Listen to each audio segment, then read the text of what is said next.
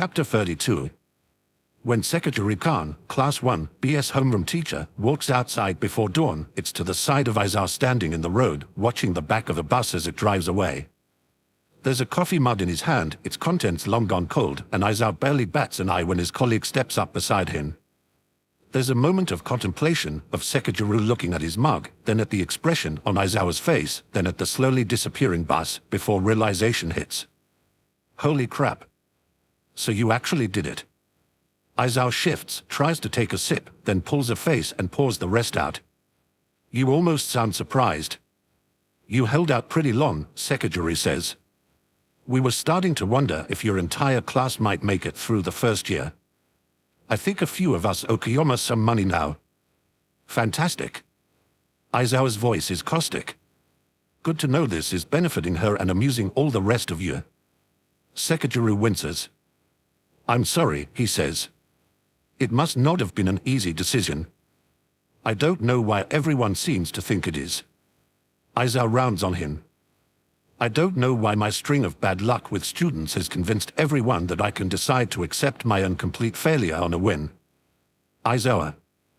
I let students go when they have zero potential. Aizawa scowls off in the direction the bus has taken. If they have even a shred of it at the start, then that's something I can work with. I thought I could work with him. Who was it? Sekiguru asks cautiously. One of the remedial students, I take it. No. Mineta Minoru. Sekiguru's eyebrows shoot upward. Oh. I was planning to place him in the remedial class the moment he put a toe wrong, Aizawa says. But it wouldn't do anything. You sure?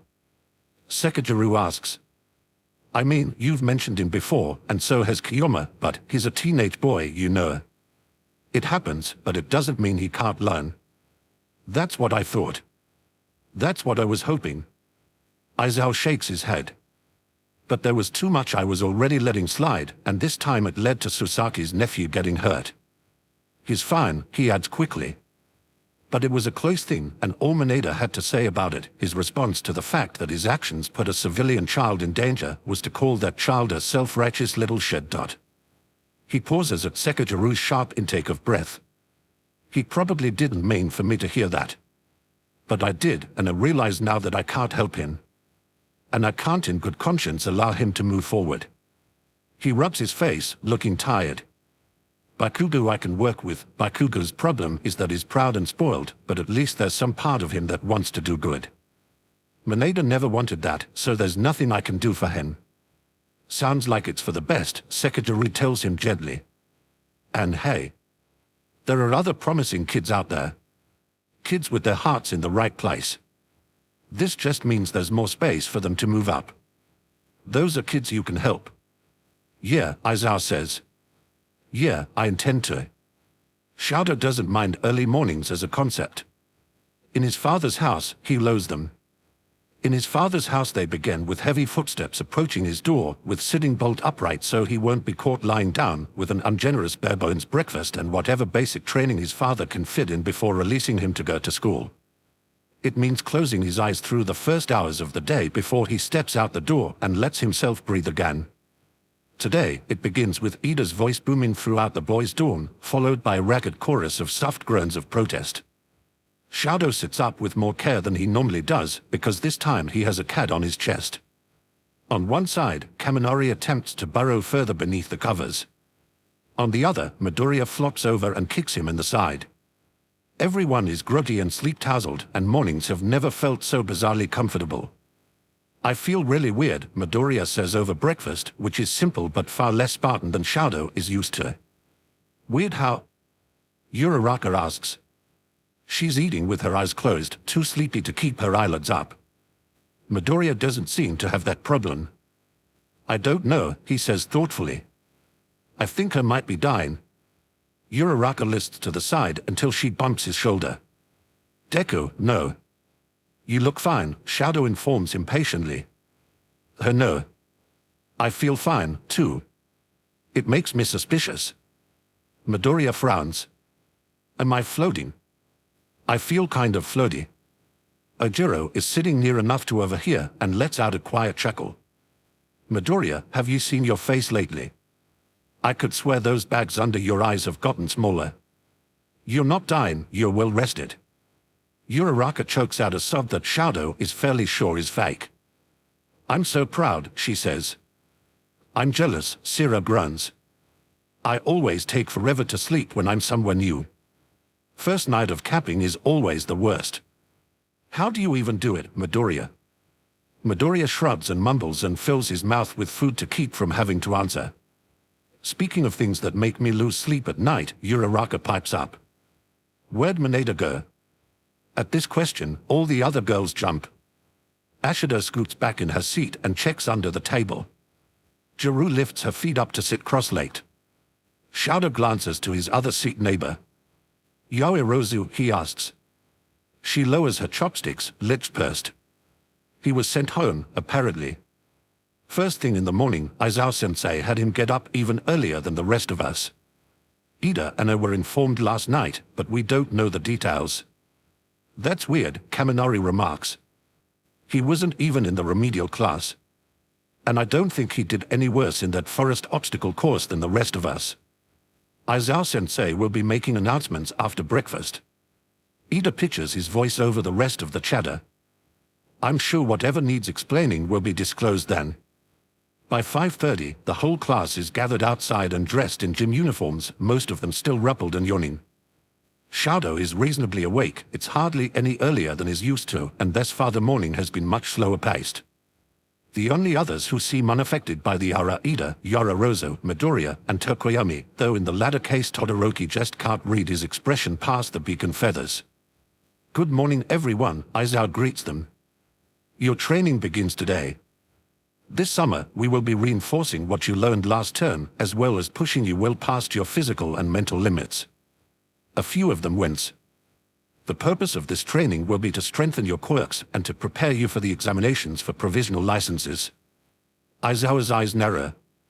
And so, we will be preparing you for life or death scenarios, aggressive and hostile enemies, and in other words, real hero work.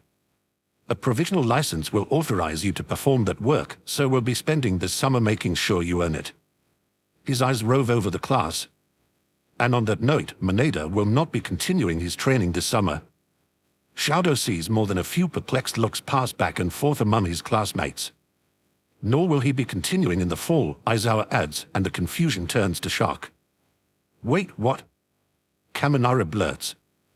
But he passed the final. He wasn't even in remedial training.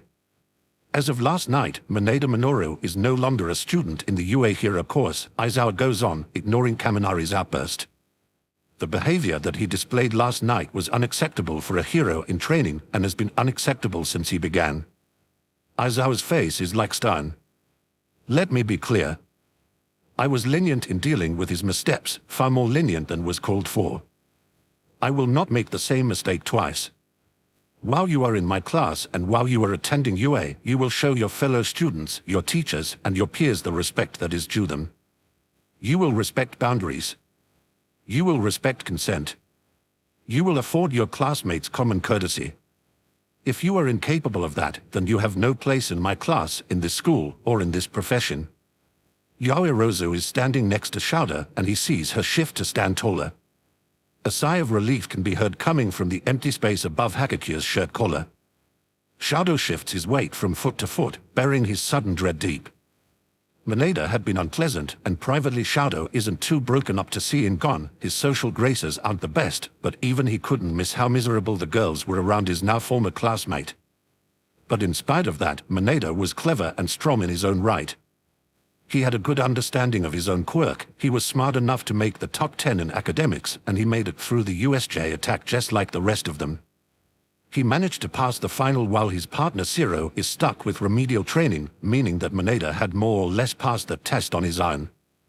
And even with all those qualities and abilities, he's still been kicked out on attitude and character alone. Shadow knows his strengths, he knows he's clever and strong and skilled with his quirk and good in academics. He's not quite as certain about his character. We'll be upgrading your quirks, Aizawa-sensei tells them, and that's exactly what they proceed to do. It's grueling, of course, but on the bright side, the other half of the Pussycat team finally joins them. From what Izuku can guess, while Mandalay and Pixie Bob welcomed Class 1A yesterday, Ragdoll and Tiger had been busy getting Class 1B settled in. But now everyone's together, it's still mid-morning and Izuku feels like he could flop down and pass out where he stands. He doesn't, of course. That would defeat the purpose. There are 39 now students in these woods and only 4 trainers besides their homeroom teachers.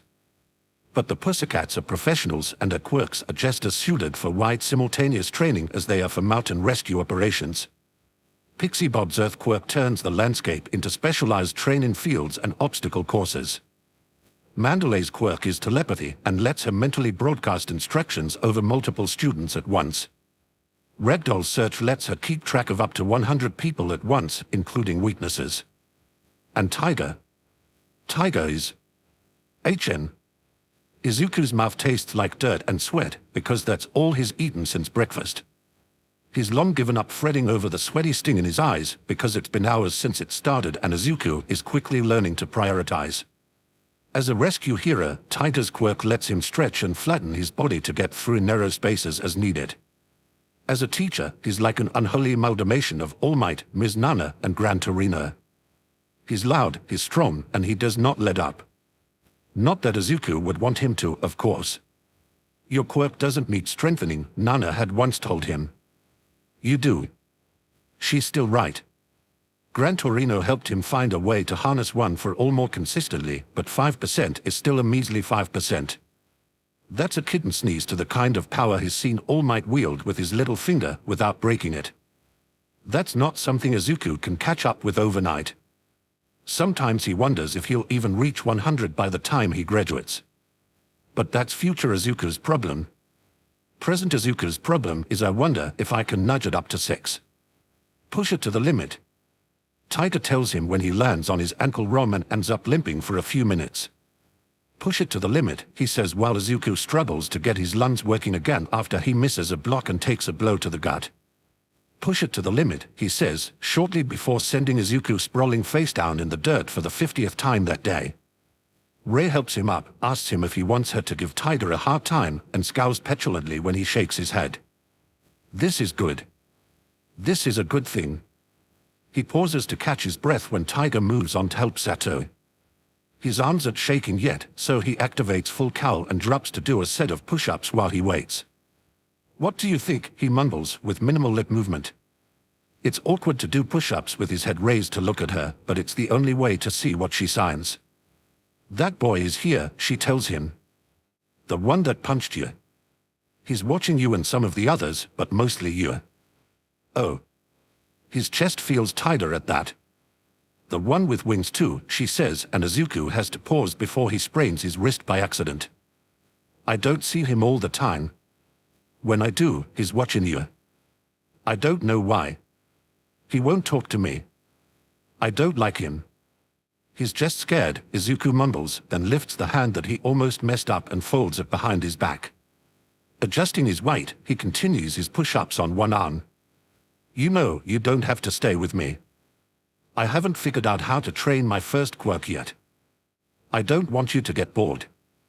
Instead of answering, Ray simply frowns and watches Tiger train with Sato. Let me try something, she answers. Define something. I want to try to touch him. Really touch him, I mean. I think I can do it.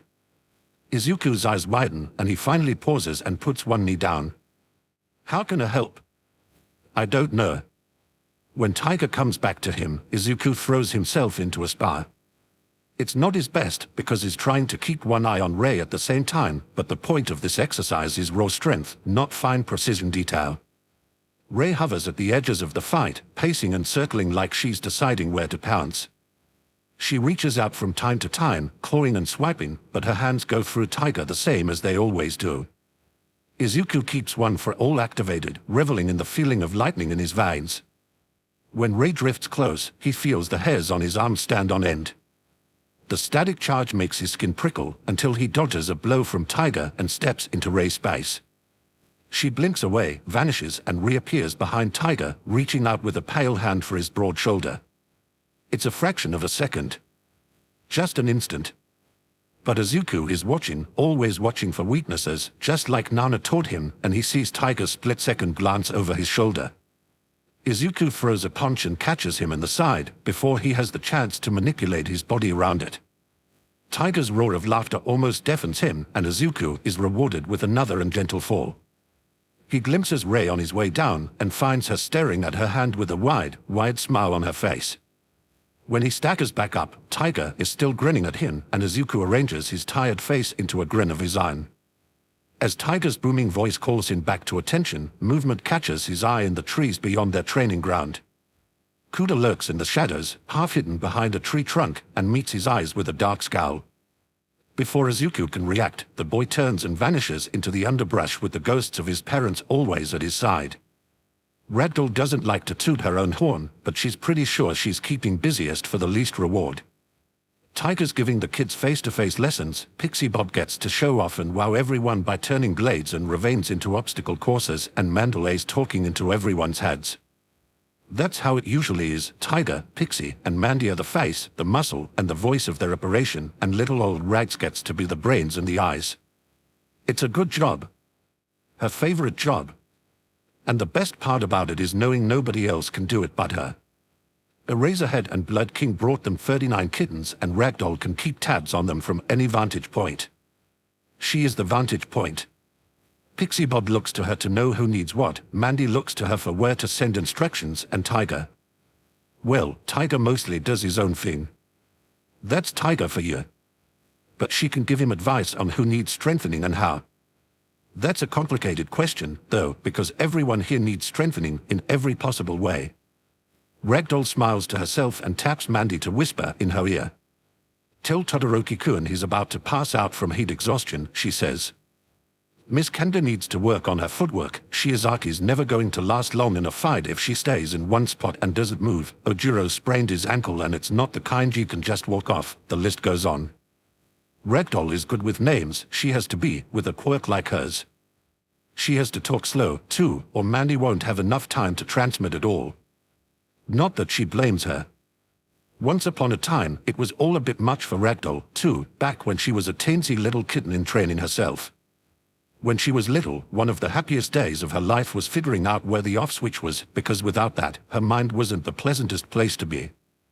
Even before she got a range up to 100, where everyone was in what they were doing and where they were weakest was an awful lot to cram into one head.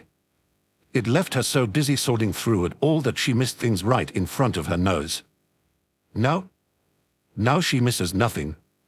She's not even looking for him, and she still feels it. Midoriya Izuku, Class 1A, wandering away from Tiger. He's out of breath with sore muscles and a stiff right hand, and is sidled away from Tiger while he's distracted with a few of the others. Ragdoll wrinkles her nose. Naughty, naughty. It's so close to lunchtime, too. If he plays hooky, she'll have to tell Eraserhead, and has been prickly ever since he sent one of his kittens home. She's just leaning over to tell Mandy so her partner can send him a quick mental slap on the wrist when she tracks his progress and realizes he's heading straight for them. Something wrong? Mandy asks. Hold that thought.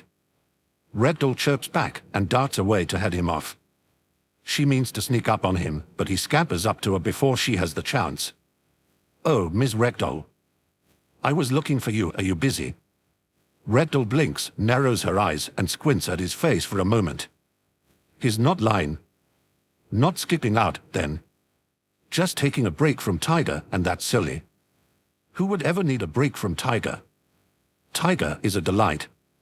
She always shows her teeth when she smiles. Don't be silly, she tells him. I'm always busy.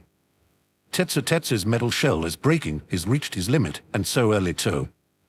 Tsunotori stepped on a jutting stone, and now the frog of her hoof is bleeding. Asu is thirsty. Ainama's about to lose what's left of his breakfast. I was hoping to ask you something, Midoriya says, and wipes some of the dirt and sweat from his face. That's a nice little scar he has. Nothing wrong with that eye, though. It's just a mark. You said your quirk lets you see weaknesses. That's right, she says. She's starting to remember now, because Pixie told her Midoriya likes heroes, likes quirks, and likes finding answers to questions more than anything else. Are there any that jump out at you? Midoriya asks her. On me, I mean. Ragdoll taps her chin. Is this cheating? This feels like it ought to be cheating, but then this isn't a test, it's training. And she's supposed to be a teacher right now, isn't she?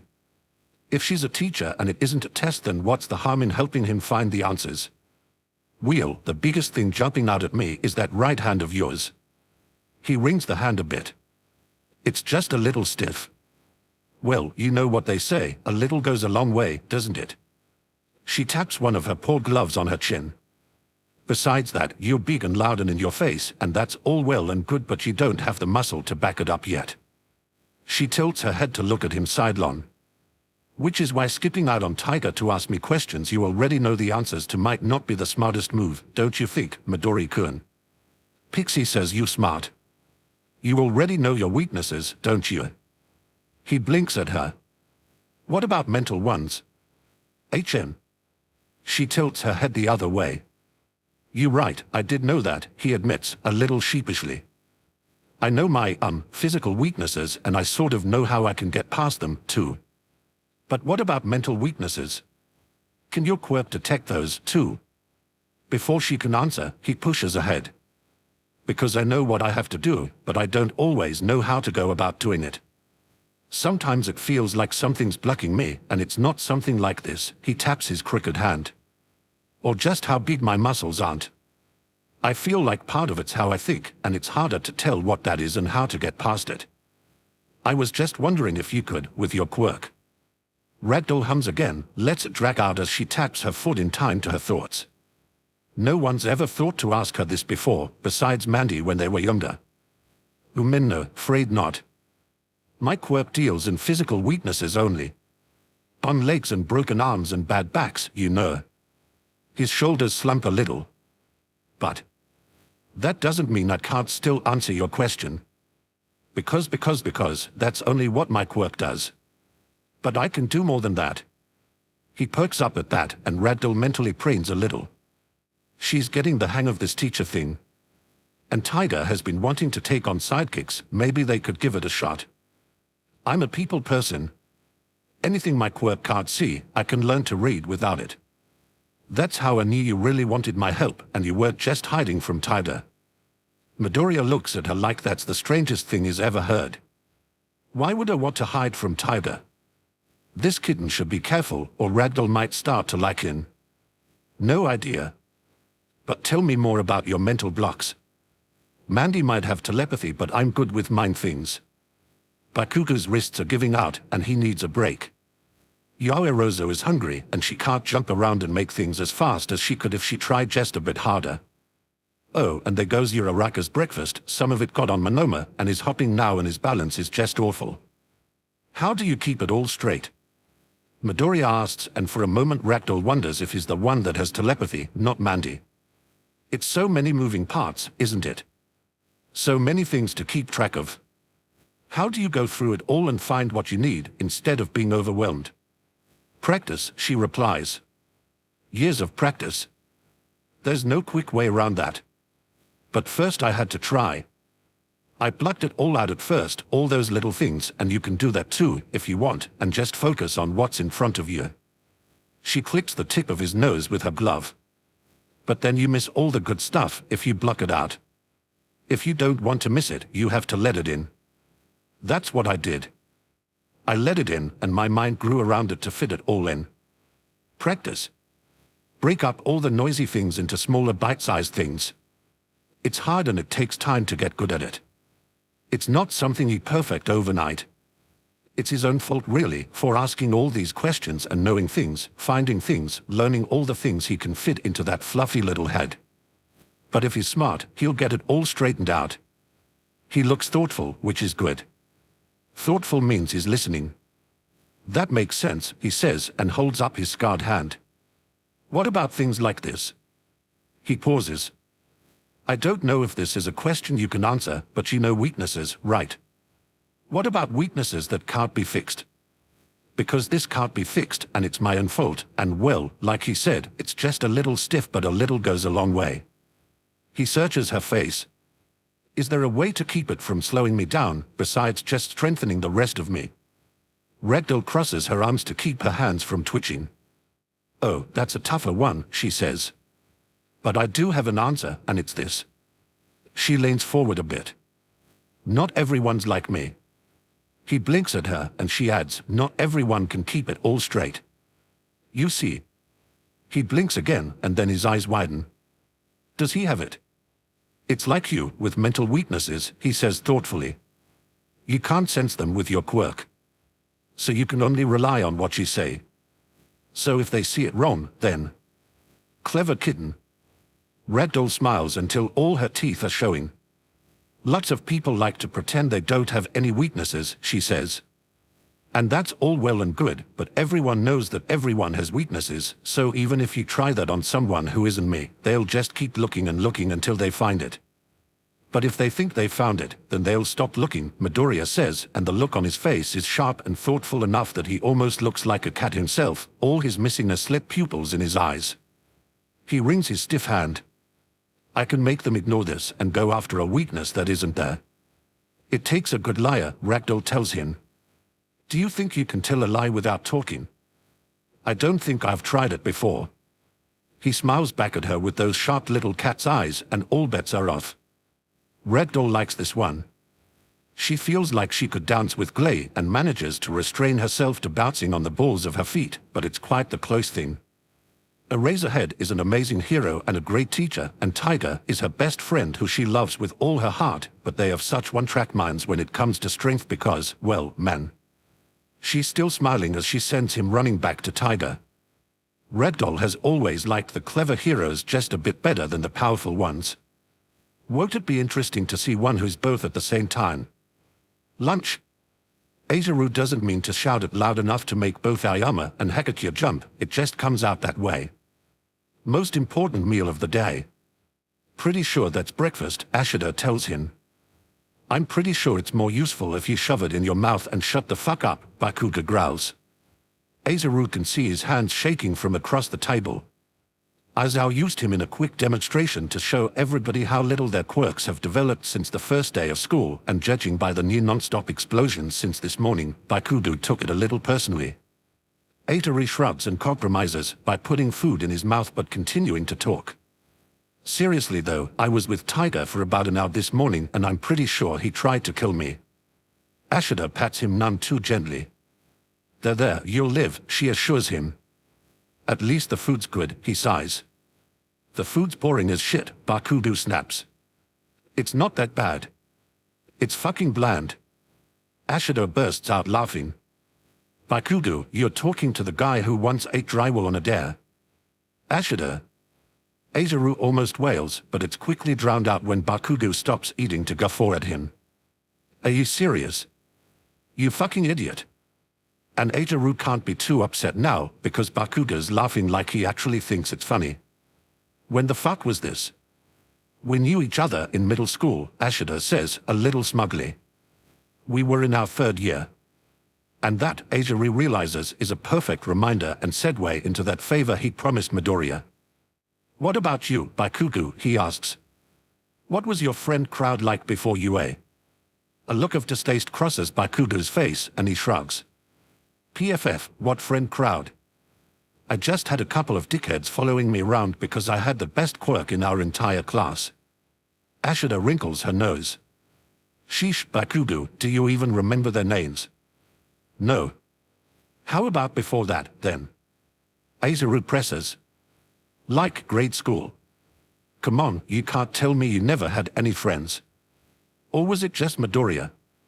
At that, Bakugo bridles. What the fuck? Fuck no, he wasn't my only friend. We weren't even friends, he just followed me around back then and he wouldn't leave me alone. Sea Moon, Bakugo, tell us. Ashida drums the table lightly. I wanna know what kind of crazy kids hung out with Leo Bakugo. The look he gives her could split rock. Never say that again. He rolls his eyes. Fuck, it was long ago and I haven't heard from any of them for years. There was this kid that could regrow his fingernails. Weird little shit. Some kid with wings, Tsubasa or something. Tsubasa? Aizaru tries not to look like he's frantically jumping on the 9. That sounds kinda familiar. What was he like? Maybe we had a mutual friend. He had bat wings, so that wasn't as useless as it could have been. Bakugo shrugs. Again, he mostly just followed me around, and after grade school he fucked off to a different middle school and I never saw him again. Eizaru's heart sinks, and for a moment even Bakugo seems not quite unbothered by it. Hey, what do I care? We only knew each other cause his grandpa was Deku's pediatrician. Eizaru blinks. Wait, really? Yeah, I think Tsubasa wanted to be a doctor too or some shit. Well no, fuck that, he wanted to be a hero, but that was his backup plan. He would not shut up about how smart his fucking grandpa was. It was annoying as shit. Or Ashido elbows him a few times. Look at you, getting all nostalgic. It's kind of a cute side to you. Eat me. Eizaru turns back to his food and hopes that this little information will be enough for Midoriya. Izuku's mind buzzes as he grazes his way through lunch. Ragdoll was right, for all that she didn't quite know what he was talking about. So far he's been keeping his first quirk apart from his hero training, or only letting a bit of it leak through at a time, and that's due for a change. It won't be as easy with his quirk as it was for hers, because the dead are still their own people, and if he is going to involve them, then that takes convincing. He stabs his rice with his chopsticks a little moodily. The only one he can consistently practice with is Rei, because the other ghosts present are either devoted to someone else like Tensei and the water horses, unstable and erratic like Tsubasa, or, well, the only one left is Hino. Izuku isn't even sure where Hino is most of the time. How is he supposed to let it all in and learn to accommodate it all if there aren't enough ghosts around when he actually has the chance to practice? Everything all right, Midoriya? Yaoirozu asks, gently fending Mika off from her food. Just thinking over training, Izuku answers. It's a lot to chew over. Ida pauses, chopsticks halfway to his mouth. Was that a pun? I guess so. Sure. I know what you mean, Yaoirozu says. Her plate is piled even higher than Izuku's, and for good reason. She looks a great deal thinner than she did that morning. Mika sniffs at it again, until Yaoirozu lifts her off the table and deposits her on the bench. She must notice Izuku staring at her plate, because she flushes pink. I have high metabolism, she says sheepishly. I wasn't judging, he says, embarrassed. Sorry, I didn't mean to make you uncomfortable. That actually makes sense with your quirk. That mass it takes to create, I mean, with the law of conservation of matter, his voice trails off. You're, right, Yaoirozu replies, and her blush fades as she pets Mika. Sorry for getting defensive, I just keep half expecting Mineta to never mind. But you're right, the more I eat, the more I can create. Is it the same for your quirk? Izuku asks, turning to Todoroki. For a moment his friend looks startled at being abruptly included. Eating doesn't really make a difference. No, I mean your right side, Izuku says. The water has to come from somewhere, right? A lot of it comes from water vapor in the air, Todoroki answers. But also from me. I can't produce nearly as much ice if I'm dehydrated. So I guess there is some comparison. From there, Yaoirozu draws Todoroki into a discussion of quirk biology, and Izuku listens until he finishes his food. He gets up to take his dishes in, then checks the time. There are 15 minutes left to the lunch period, and 15 minutes is plenty of time to explore a little more, especially with Rei tugging at him and signing. I found the boy with wings. Tsubasa lurks further in the woods, a pulsing mass of poltergeist anger that bleeds into the air like toxic fumes. Izuku isn't nearly as sensitive to it as Rei seems to be, but it still turns his stomach when he gets too close. With Rei keeping watch, Izuku creeps closer, as slowly as he might approach a wild animal. He's off the path, in the trees, and quite frankly glad of it. It means no one's around when Tsubasa lashes out again. Only one of his claws catches on Izuku's arm before Rei drives him back. That's good, it's easy to explain away one little scratch. Wait, but Tsubasa is gone. Frustrated, he returns to the main path and rubs at the angry red welt on his forearm. He's following me, isn't he? He says. He's following me, and whenever I get close, he attacks me. Why? What does he have against me? Is it because he used to bully me? Is he just stuck in the habit? Rei pulls a face and twirls her finger by her ear. That's very helpful, Izuku sighs. His frustration doesn't last long, because Mika meets him halfway to the dining hall and Izuku stoops to scoop her up in his arms. It's hard to stay mad with a cat warm and purring against your chest, even when it's the height of summer and you don't really need more heat. He isn't dangerous, is he? Mr. Azumi materializes out of the trees and Izuku adjusts Mika in his arms before he answers. Tsubasa-kun. I don't know. So far the only person I've seen him get rough with is me. We've tried talking to him, the ghost tells him. But he's... I know, Izuku says and drops his voice. He hasn't gone near Kuda, has he? No, but I still worry. I don't like the feel of him. Do you know how he died? Izuku's stomach turns as Mr. Azumi speaks. It must have been something awful for him to end up like that. I don't know, Izuku murmurs. I'm trying to find out. If you happen to see him or see anything notable about him. Mr. Azumi smiles. I'd be happy to help. Izuku ends up spending the rest of lunch at the designated training area where he's been with Tiger all morning, stretching out his sore muscles.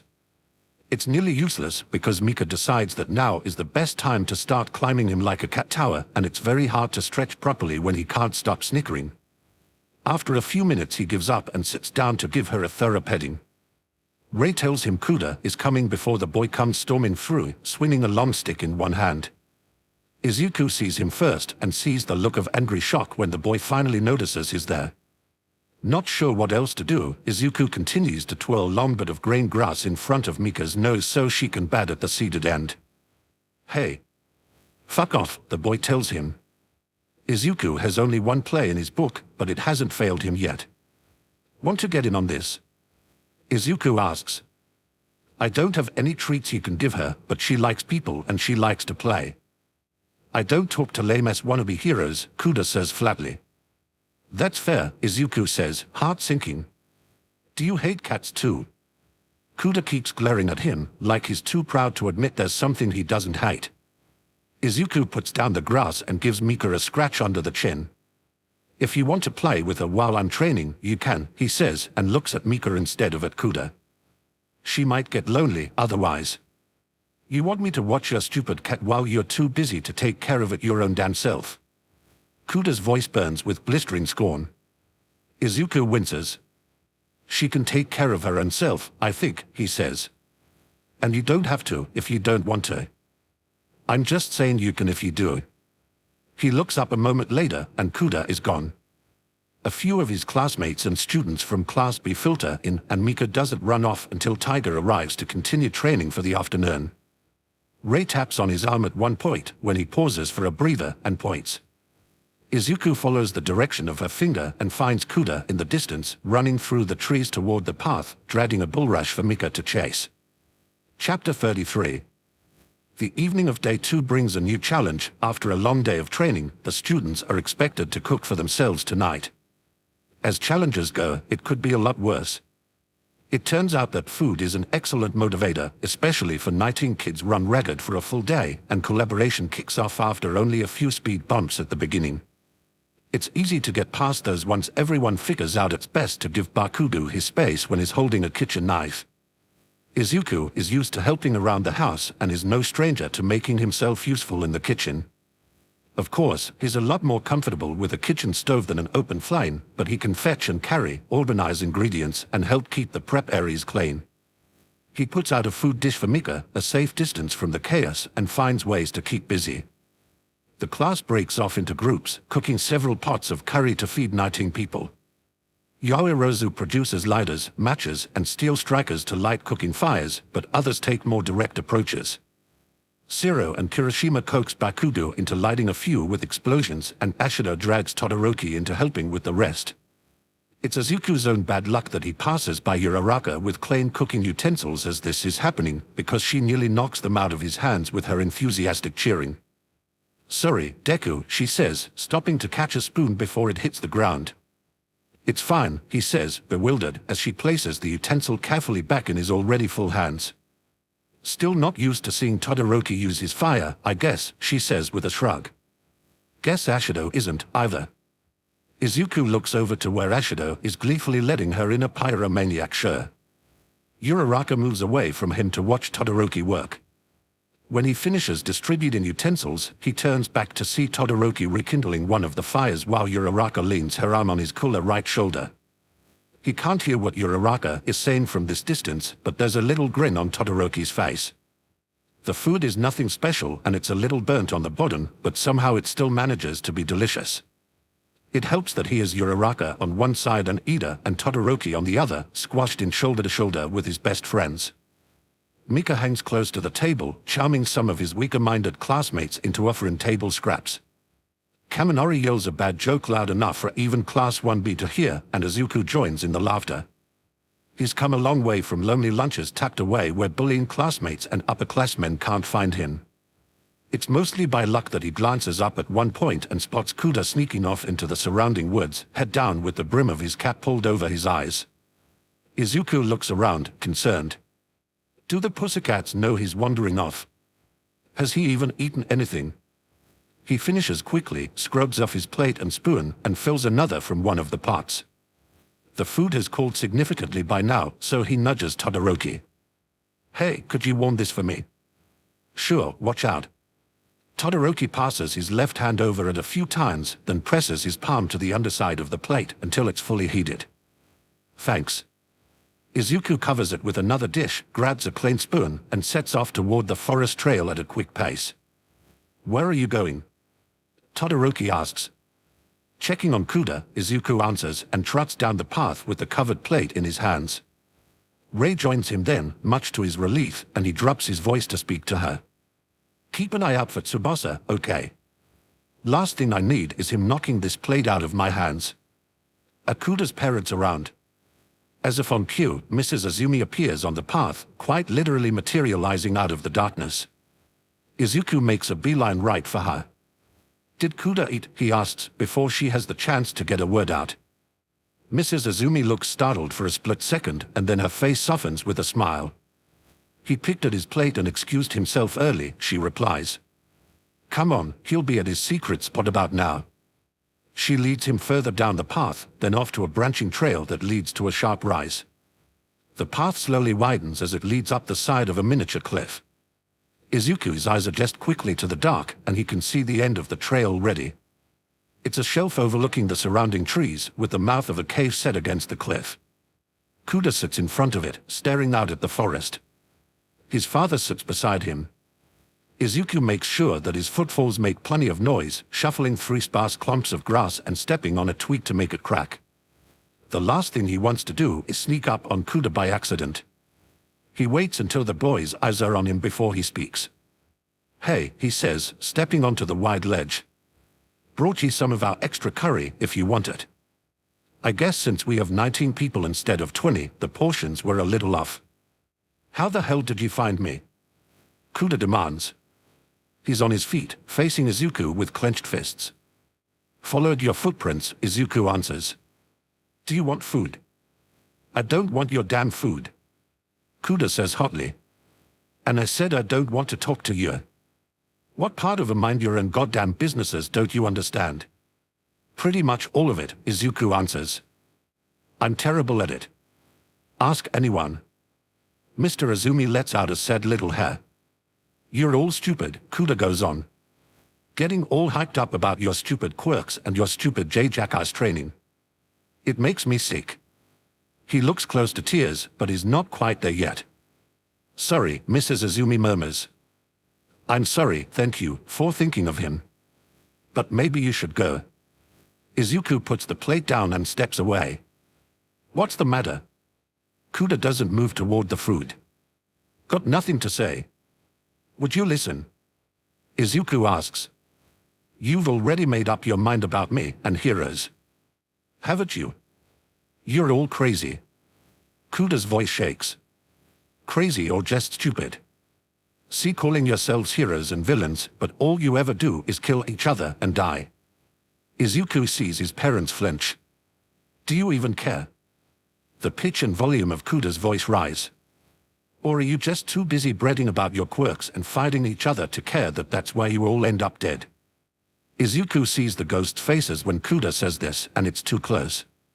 It's too close to Ms. Nana, guilt-ridden and crying in his room when she was the one hurt, she was the one who died alone and in pain.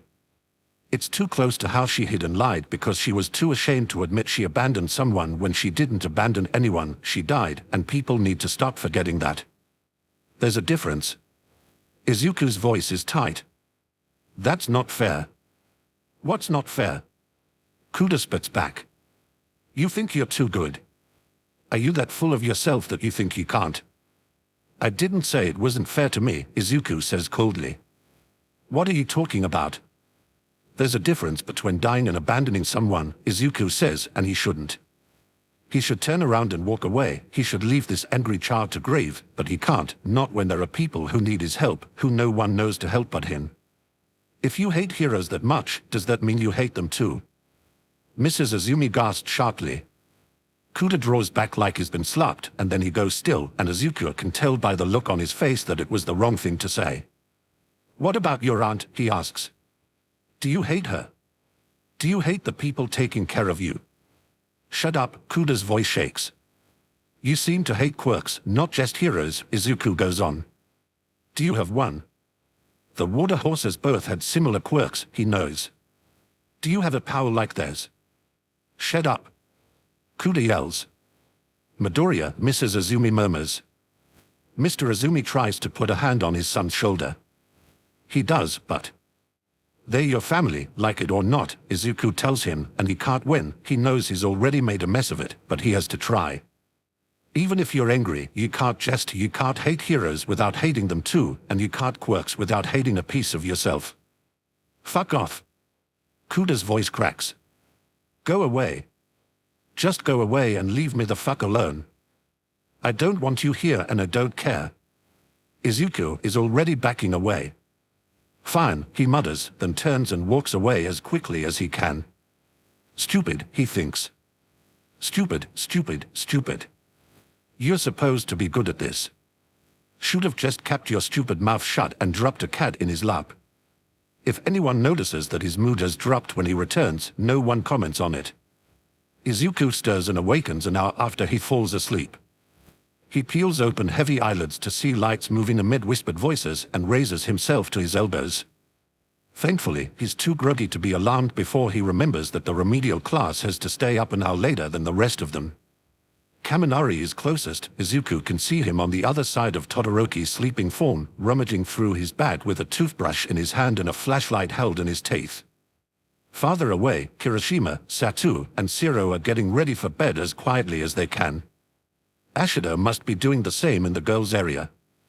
He probably makes a noise because Kaminari glances over and the flashlight in his mouth shines into Izuku's eyes for a moment. Kaminari squawks, the flashlight falls from his mouth and he overbalances and falls in a heap on top of his bedding. Kaminari, what gives? Shiro whisper shouts. Guys, you're gonna wake everyone up. Satu's voice is much quieter and easily drowned by Kaminari's muffled spluttering. Midoriya, you scared the crap out of me.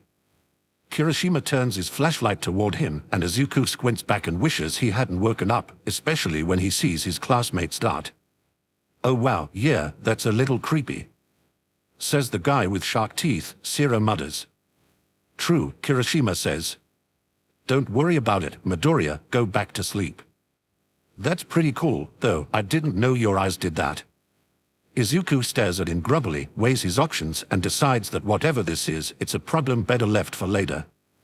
He lies back down, his classmates settle, and he shuts his eyes to go back to sleep. He doesn't. He isn't sure how much time passes before he comes to the conclusion that he simply can't.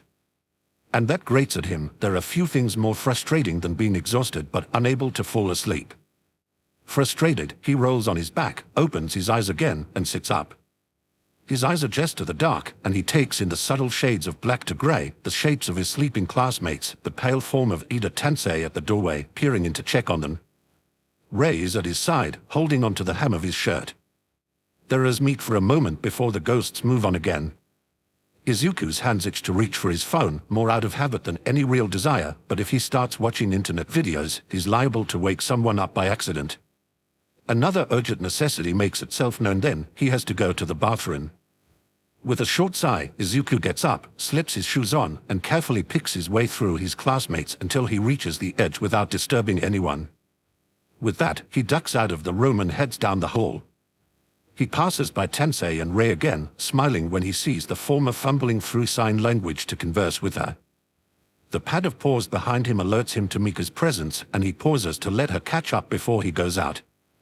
The pussycats have no interest in bathing them. The toilets are separate, smaller structures that require going outside to reach. Luckily, the summer nights are warm. The hell are you doing up? He knows hanging around outside, drifting aimlessly under the stars. Call of nature. What are you doing out here? Nothing much. Nice guy. Had a tiff with Ida Tensei. That's so, Izuku says dryly. Anything I should know about? Nah. He said I'm childish. I said he's got a road crammed up his, well. I won't bore you with details. Grown-up stuff. You know something, he know. Izuku says before he reaches the nearest outhouse. You strike me as the kind of guy who used to dye his hair just to piss off his parents. Hino blinks at him in a moment of wide-eyed bewilderment before he grins and laughs out loud. Hell, kid, what makes you think I stopped? When Izuku steps back outside with clean hands, Hino is gone and he thinks for a moment that Mika is too. But then he sees her father off, standing in a pool of moonlight that turns her fur silvery. Her legs are ramrod straight, her spine curved, and she watches the edge of the woods. Before Izuku can call to her, she races into the dark. Izuku runs after her without thinking. This forest is the pussycat's territory, and that means it's safe, but he has no idea what kind of wildlife there is around here, and Mika's been an inside cat her whole life, as far as he knows. Mika, he hisses and follows her down the path into the trees before he can remember that this is probably a bad idea. Best case scenario, he gets caught and yelled at. Worst case scenario, he falls down a ravine and injures himself. Every now and then he hears her meow, and it keeps him on the right track, lets him know that she isn't far ahead. His night vision is good, has always been good. He knows this from so many late, sleepless nights, but it's hard to keep track of a cat running through the woods in the dead of night. And then, without warning, he nearly trips over her. Izuku skids and stumbles to a halt, then turns to find her standing in the midst of a small break in the trees, back arched, fur standing on end. As Izuku watches her, he feels the hairs on the back of his neck prickle as well. It's happened enough times in his recent memory that he almost expects it a split second before it happens. It's just barely enough of a warning to turn and face it. His first instinct is to cry out, and his second instinct is to bite down on the cry before it escapes him, and he only manages a strangled noise before Tsubasa's cold weight hits him and knocks him flat. Tsubasa, he chokes out and shuts his eyes as leathery winds buffet him. He waits for the claws to rake his skin, hopes they won't leave marks that he can't explain away. But instead of scratching him, Tsubasa's icy fingers wrap around his wrists and yank his arms away from his face. Deku. In dark eyes stare at him in the dark. Tsubasa opens his mouth and black liquid trickles from his lips like blood. What? His throat is constricting so tight he can barely breathe. What do you want, Tsubasa? Please, I can help you, just what do you want? Tsubasa doesn't answer, only chokes until more dark liquid flecks his mouth. Somewhere behind Izuku's head, Mika howls. Tsubasa flinches and draws back, and Izuku takes the opportunity to struggle up into a sitting position. Instead of trying to pull free, he surges forward instead. The ghost hisses, flapping back, but his ruined wings can't seem to lift him anymore. Izuku forces himself onward until his feet and knees are under him, and he can reach forward and grab hold of Tsubasa's shoulders. Damn it, Tsubasa, what do you want from me? Izuku shakes him, gritting out through clenched teeth. You know me. You know my name. What do you want from me? His eyes sting. Why do you keep following me? How did you even find me? Tsubasa goes still, wings fluttering uselessly. How did you die? When did you die?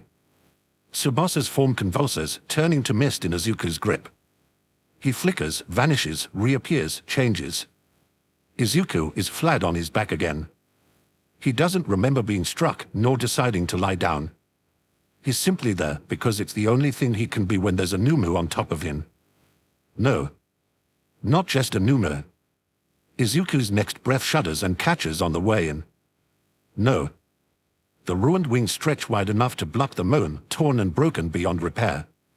His body is bigger now, overgrown with distorted strength and mottled with burns that deaden tissue and expose the bone beneath. Black, leaking eyes remain the same beneath the exposed brain, dark red and wet with blood from Stain's knives. The apparition stays that way for a moment more before it shrivels and breaks down to Tsubasa-kun again, but Izuku is already sobbing. He cries as Tsubasa grasps him as he drags Izuku up again, choking and rattling all the while. Deku. Izuku opens his eyes and finds Tsubasa's ruined face watching him. Deku, help. It doesn't sound like proper words or a proper voice, more like retching than speaking. Tsubasa shakes him furiously, and when Izuku can't form a proper answer, he vanishes again. All he hears are crickets, and all he feels is the cool night wind and Mika's warm vibrations as she climbs into his lap. Izuku gathers her into his arms, stumbles to his feet, and runs back the way he came. Mika didn't take him too far from the path, and from there it's a straight shot back to the Dawns. Ray is there waiting for him, looking worried, but he simply hurries past her to his bed, buries himself deep beneath the covers, and lets exhaustion come crashing over him in a wave. Does Deku seem weird to you? Uraraka asks during lunch. Since the day I met him, Shouda says. Across the table, Aswa slaps her hand over her mouth to keep from spraying crumbs. Uraraka rolls her eyes at him. I mean more than usual. Just look at him. She leans forward to catch a better view of Midoriya, who's sitting toward the end near Kirishima. He's been picking at his food for almost an hour, and there's a glazed, absent look in his eyes. Yesterday he was doing so great, and now... It's the second day, and they haven't let up on us, Shouda points out. He's probably just not used to such a vigorous level of training. Does vigorous training make you jumpy? Uraraka asks. Because I tapped him on the shoulder earlier, and he jumped into a tree. Shouda blinks at her. I'm not kidding, he activated his quirk and just up he went. Tiger had to pause the class because he was laughing too hard to give me advice on my form. Could just mean the training's working, Kira, Asua suggests. We are stretching our quirks, aren't we? I added 10 centimeters to my jumps after yesterday. Maybe Midoriya-chan's stretching his limits so far he has to reacclimate. Oh yeah, I'm not worried about him hopping up into a tree, Uraraka says. It's just the fact that he seems pretty on edge today. It doesn't bode well for tonight's test of courage, that's for sure, Asua muses. Have you asked him? Of course I did. But he keeps dodging whenever I try to ask him what's wrong. You guys haven't noticed. He hasn't been talking to me much, Shadow admits. I just figured he was embarrassed. About what? Uraraka asks. He rolled halfway onto my mattress at some point, Shadow says with a shrug. I ended up on the edge. It's no big deal, he kicked me a couple times the first night, so I figure he just moves a lot. Aswa laughs softly. I know the feeling. My sister's a mattress pirate too. Mattress pirate? Uraraka echoes. Yep, Kira. Aswa smiles fondly. We had a campout in the living room once, just for fun. We made a blanket tent and brought out pillows and sleeping bags and stuff. When I woke up in the morning, Setsuki had crowded me right off the pillows I was sleeping on, and she was asleep in my spot. It was pretty funny at the time. Your parents let you do that? Shoudo asks. Well, they work a lot, so a lot of times it was just the three of us, Aswa tells him. As long as we cleaned up after ourselves, they didn't really mind. Uraraka seems mollified, or at least distracted for now. Oh, I always wanted younger siblings, she says. What other kinds of stuff did you get up to, Tsuyu? Shouda continues to not talk to Midoriya for the rest of the day, though it's more the result of how training is structured than Midoriya actively avoiding him. Their quirks just aren't that similar, so their training is structured differently. And even when they are within the vicinity of each other, there's little time to stop and talk. Still, when they do cross paths, Shouda can see what Uraraka means. He's always gotten the sense that Midoriya has more going on than he lets on, but his friend seems even more closed off than usual. It's not until dinner time that concern overcomes Shouda's well-established desire to stay in his own lane. He's carrying a crate of vegetables to the food prep area when he sees Mandalay's young nephew dodging through again. He happens to pass by Midoriya at the fire pits and turns to spit something at him. Midoriya turns his head away instead of answering, and Shadow sighs and changes course. The boy runs off at Shadow's approach, but that's fine, it's Midoriya he wants to talk to. Is something wrong, he asks. Midoriya starts, and Shadow remembers what Uraraka said about him being jumpy. What do you mean, he asks, without looking up from the firewood logs he's arranging. You've been acting odd, Shadow replies and adjusts the crate in his arms so that he supports most of the weight against his hip. At first I thought you were just embarrassed about being a mattress pirate, but... Being a what? But Uraraka says the same, Shadow continues, determined not to get sidetracked. Did something happen? You've been quiet since this morning. Midoriya looks him in the eye for a few moments, then turns back to the fire pit. It's a couple of things, he says. I had a bad dream, and it's been sticking with me. Oh, Shadow says. What was it about? The Numu, Midoriya replies. You know the one. With the wings. Oh. Yeah, Midoriya says. Oh. Shadow hesitates. He's not good at this. He knows he's not good at this. But what's the harm in trying? Do you want to talk about it, or... Midoriya puts down the log and pauses. Really? Don't want to talk about it. Trust me on that. Okay, Shadow says. His arm is starting to ache, and so is the pit of his stomach. It's certainly not the first time he's regretted not being faster that night in Hosa. It's just been a while since then, that's all. I guess it's Kuda, too, Midoriya continues and goes back to stacking logs. Who? That boy. Mandalay's nephew. Midoriya pauses to look around, but the boy is long gone. I've talked to him a couple times. That's impressive. Yeah. Midoriya huffs out a short laugh. He hates heroes. He hates everything about just society, how it's based around heroes and quirks, and frankly I can't blame him, knowing his reasons. That's really impressive. Another huff of almost laughter. He's angry. And he's upset. And he has every right to be. I just wish I knew what to say to that. I feel like All Might would know, Aizawa-sensei would probably know too. But I just come up blank. I just wish there was something I could do besides dropping my cat in his lap and hoping for the best. He turns to look at Shadow again. What do you think? Shadow adjusts his grip on the box again and thinks for a moment. I don't know. Yeah, that's okay. I don't know what his situation is, Shadow continues. And I don't think there's anything you can really say to fix everything. If that was all it took, then it wouldn't be that big of a problem. He thinks of the muffled revulsion that still coils deep in his belly sometimes when he uses his fire, of the hatred that burns cold whenever someone compares him to Endeavor, of the deep sadness that still won't leave his mother's eyes, even when she smiles. It takes more than that. I know, Midoriya sighs. I just wish I could help him. Like he did with me. Shadow asks because he did help, even if he couldn't fix everything. I guess so. Well, you don't really know his situation either, do you? Shadow says. I do, sort of. Is he the one that told you? Midoriya goes quiet, and Shadow waits until he hears a soft no. He's not surprised. Midoriya must have talked to the pussycats first. You only know his situation through the eyes of others, Shadow says. You know about mine because I told you about it, because I chose to involve you. He didn't have that choice, so anything you try to tell him will only feel like an intrusion. As far as he knows, you're just some stranger trying to tell him how he should feel. He sees Midoriya's shoulders tighten at that.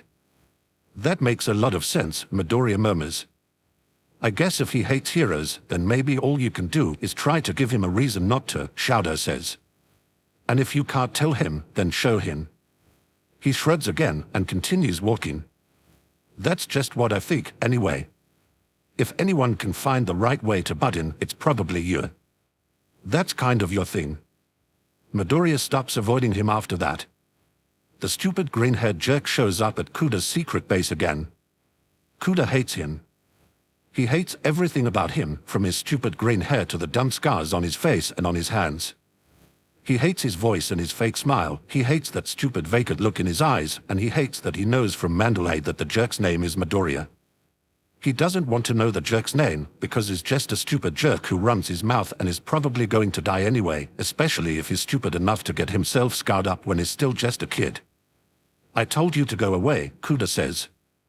The jerk shrugs, barely looks at him, and leaves another covered plate of food on the ground. Kuda tenses up, ready for another stupid comment or fake smile or.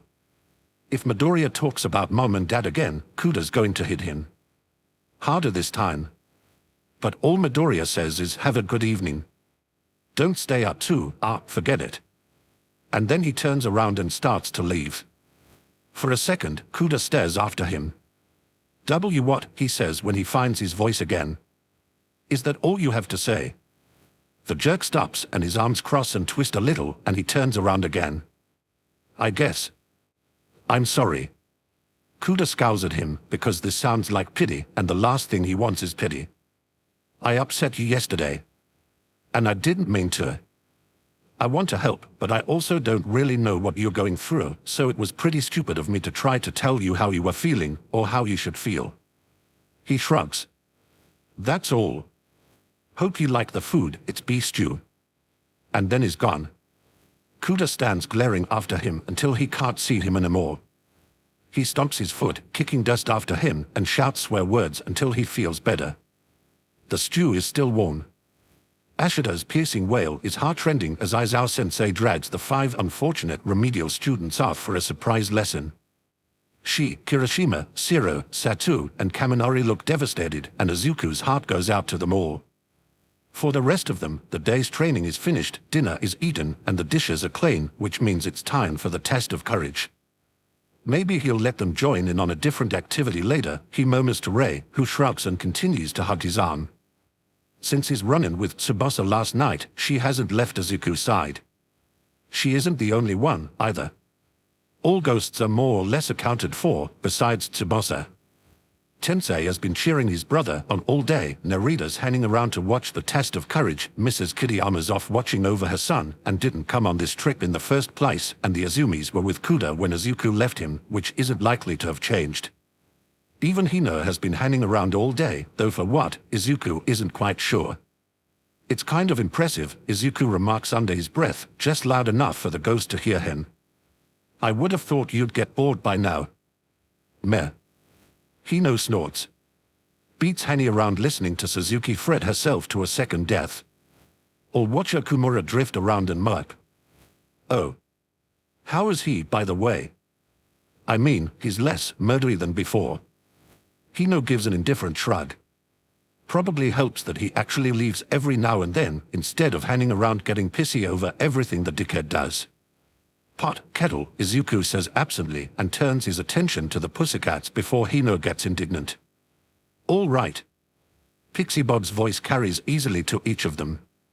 You'll be drawing lots to partner up and then we'll get started. She gestures behind her to where the path forks into the dark forest. The trail loops around, so you'll end up back here when you're done. Take the left path.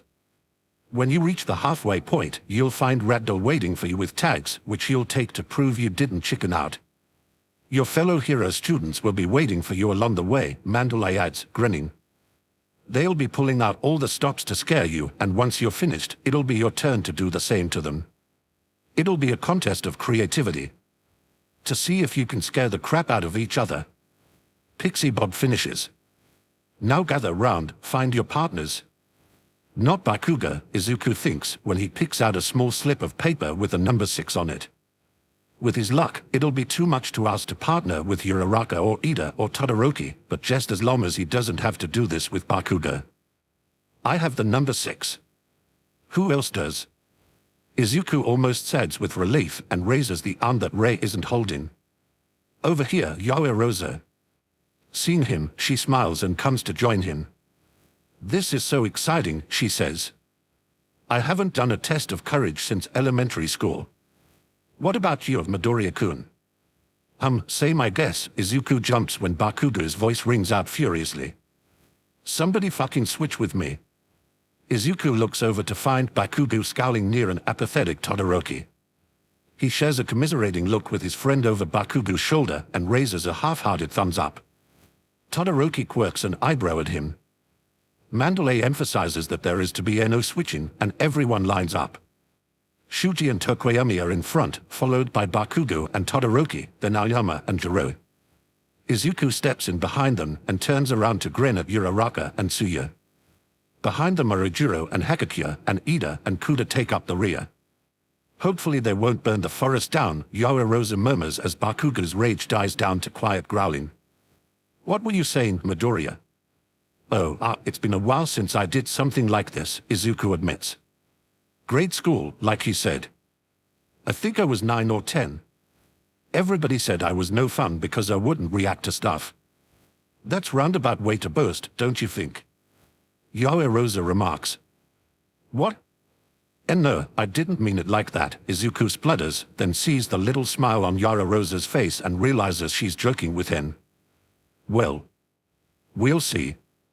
If worst comes to worst, I can scream pretty convincingly. Or jump into your arms, that'll really sell it. That would be the polite thing, Yaoyorozu says, straight-faced. Almost 10 minutes later, Ray is bouncing with excitement, and Pixie Bob finally signals them to start. With a deep breath, Izuku walks down the left path with Yaoyorozu. Ray lets go of him and makes to run ahead and check for scares, but Izuku catches her before she can. She looks back with a frown, and he fingerspells a quick request. Don't give them away. They may have dressed this up into a quote training exercise, but it's also supposed to be fun. And where's the fun in a test of courage if he always knows what's about to happen? Watch for Tsubasa, nothing else, he tells her. Thinking about his former classmate still hurts, but he presses the feeling down. There's nothing he can do about it, not now.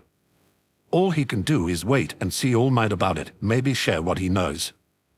Maybe he'll even have to. Well, that's for later. There's enough moonlight to keep track of where the path is, but one of the rules of the game was to leave all flashlights behind. Of course, nothing in that rule covers Yaoyorozu's quirk, so she makes a couple of small LED flashlights and passes one to Izuku. The first scare comes when a boy materializes out of the darkness, easily, when his skin is jet black and blends in with the shadows under the trees, and screams at them. The noise makes Izuku jump.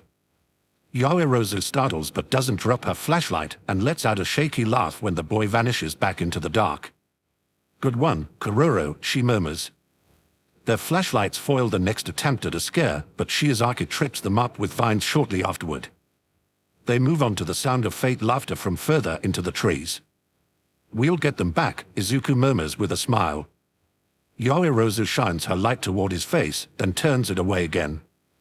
We could probably work something out with your eyes, she muses. They reflect light pretty noticeably. Have they always done that? Sort of. Maybe. Izuku shrugs. I get redder whenever I have my picture taken, and I can see pretty well in the dark. Wow, you're like a cat. Haha, yeah, movement up ahead makes him freeze, and a figure steps out into the path. Oh, nice try, he shines his light up ahead, ready to call out Class 1B for exposing themselves like that, but his voice trails off. The figure looks back at him, eyes wide and blank. It's not Ray. It's not Tensei. It's not Hina or Narita or the Azumis or even Tsubasa. It's not someone Izuku has ever seen before. Midoriya. Yaoyorozu sounds confused. Sorry, Izuku says, dropping the beam back to the trail ahead. Sorry, thought I saw something. Chances are you did, Yaoyorozu says. We don't know all of Class 1 BS quirks. Maybe, Izuku murmurs as he watches the figure drift off into the trees. His relief doesn't last long, another figure steps out to take the first one's place. And then another. And another. Izuku's steps falter. There are dead people here, wandering the woods. Why are there dead people here? Midoriya. Yaoyorozu slows to keep from leaving him behind. What's the matter? If you hear something, then Midoriya. Izuku stumbles, not because of uneven ground or a trick from the other class, but because Ray cannons into him with a rattling cry. When he catches himself, she's in his face, eyes dripping black as she signs at him. Run, run, we have to go. The boy with wings is here and there are more of them. Izuku looks past her to the path ahead. Spectral figures drift into view and out again. Voices murmur, weep, cry out and wail. Beside him, Yaoyorozu sees and hears none of this. Ray drags on his arm, fingers ice cold and digging into his skin. They are coming. They are coming. We have to go. They are coming. Who? Izuku whispers. Murderers. Midoriya. He stopped walking and Yaoyorozu has stopped, too. Midoriya, what is it? You're starting to worry me. Something's wrong, Izuku says. Something's wrong, I think we should go back. Midoriya, come on. Yaoyorozu gives an exasperated sigh. We are almost to the checkpoint, that's halfway, there's no point in turning back. Shish, Izuku hisses. It's not the test of courage, something's actually wrong. The exasperation on Yaoyorozu's face fades. What do you mean, she asks. Do you hear something? Oh, if only she knew. I want to go home. I want to go home. I want to go. They are going to kill them. They'll kill all of them. They are kids. Just kids. Isn't there something we can? They are coming. Not long now. Deku. Izuku freezes. He turns around. Tsubasa staggers out of the dark, dragging his broken wings. He still looks like himself, like the boy Izuku would have grown up knowing if things had been different. But Izuku can see flashes now of burns and gashes, the wounds that killed him in the end. Midoriya. Yaoyorozu's urgent voice brings his attention back to her, and he realizes her hand is on his shoulder, gripping tight. Talk to me. What's going on?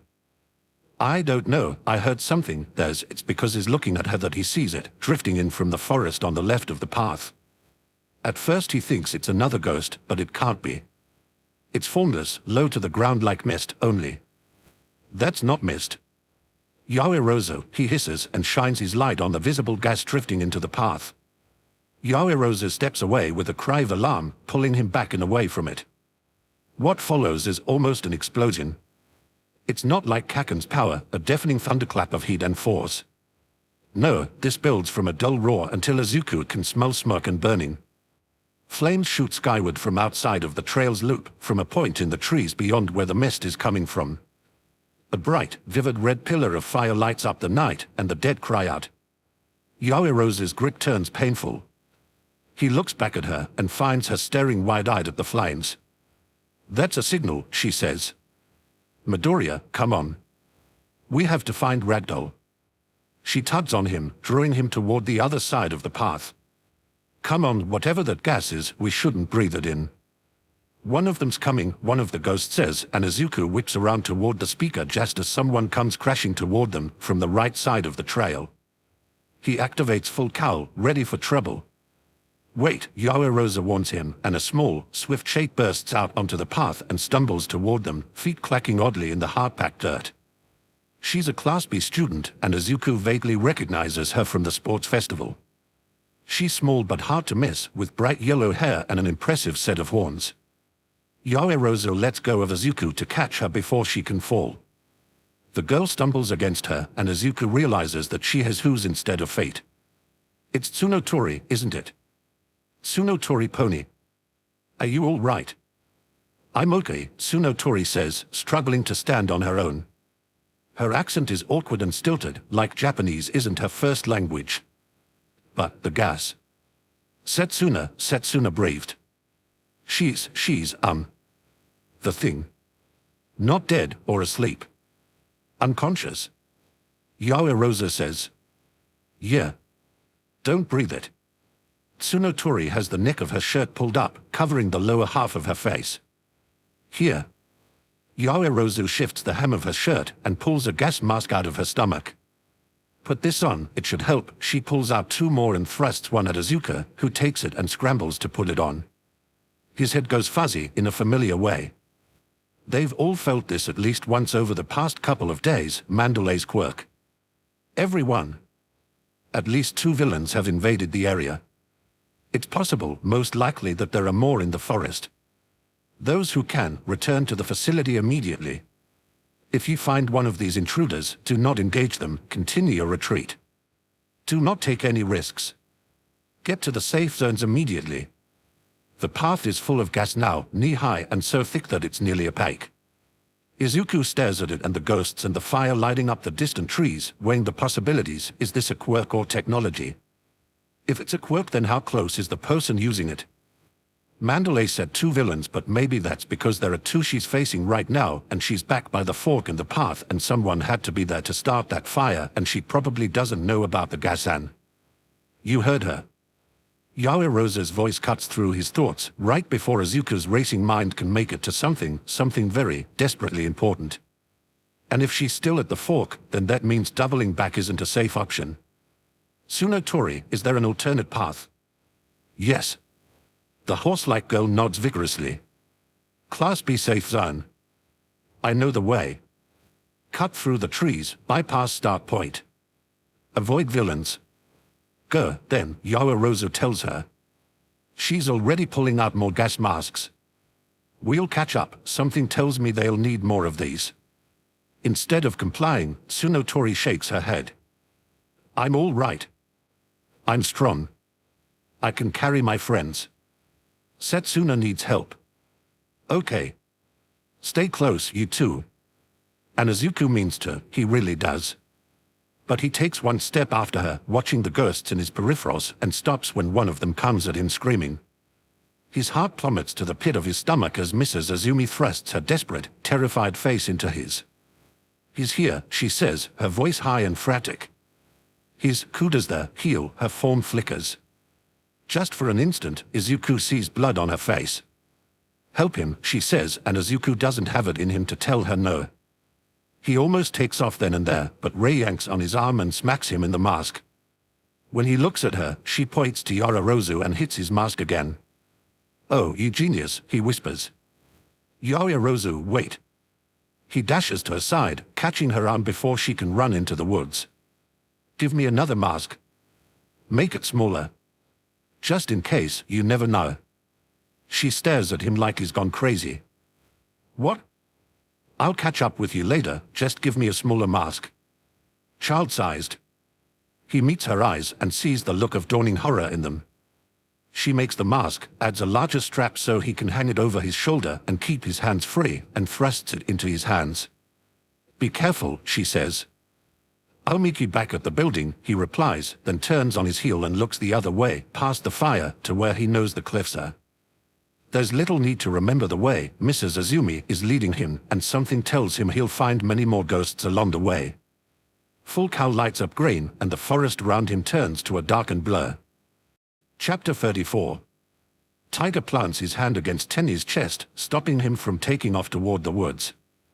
Mandalay gave you an order, class president, he says. Go back to the facility. But the hulking hero pushes him back with little effort, and Tenya doesn't need the reminder that he's still weak and small and there isn't a damn thing he can do in the pitch dark against a woman wielding a massive club and a reptilian man who looks like Stain's second coming. How dare they worship that man, that murderer? How dare they call him an idol when Tensei is dead in the ground, when 20 heroes are dead at the hand of a man who would rather murder children than fight true evil? Tez pricks at his eyes as he stares desperately past the villains to the dark woods beyond.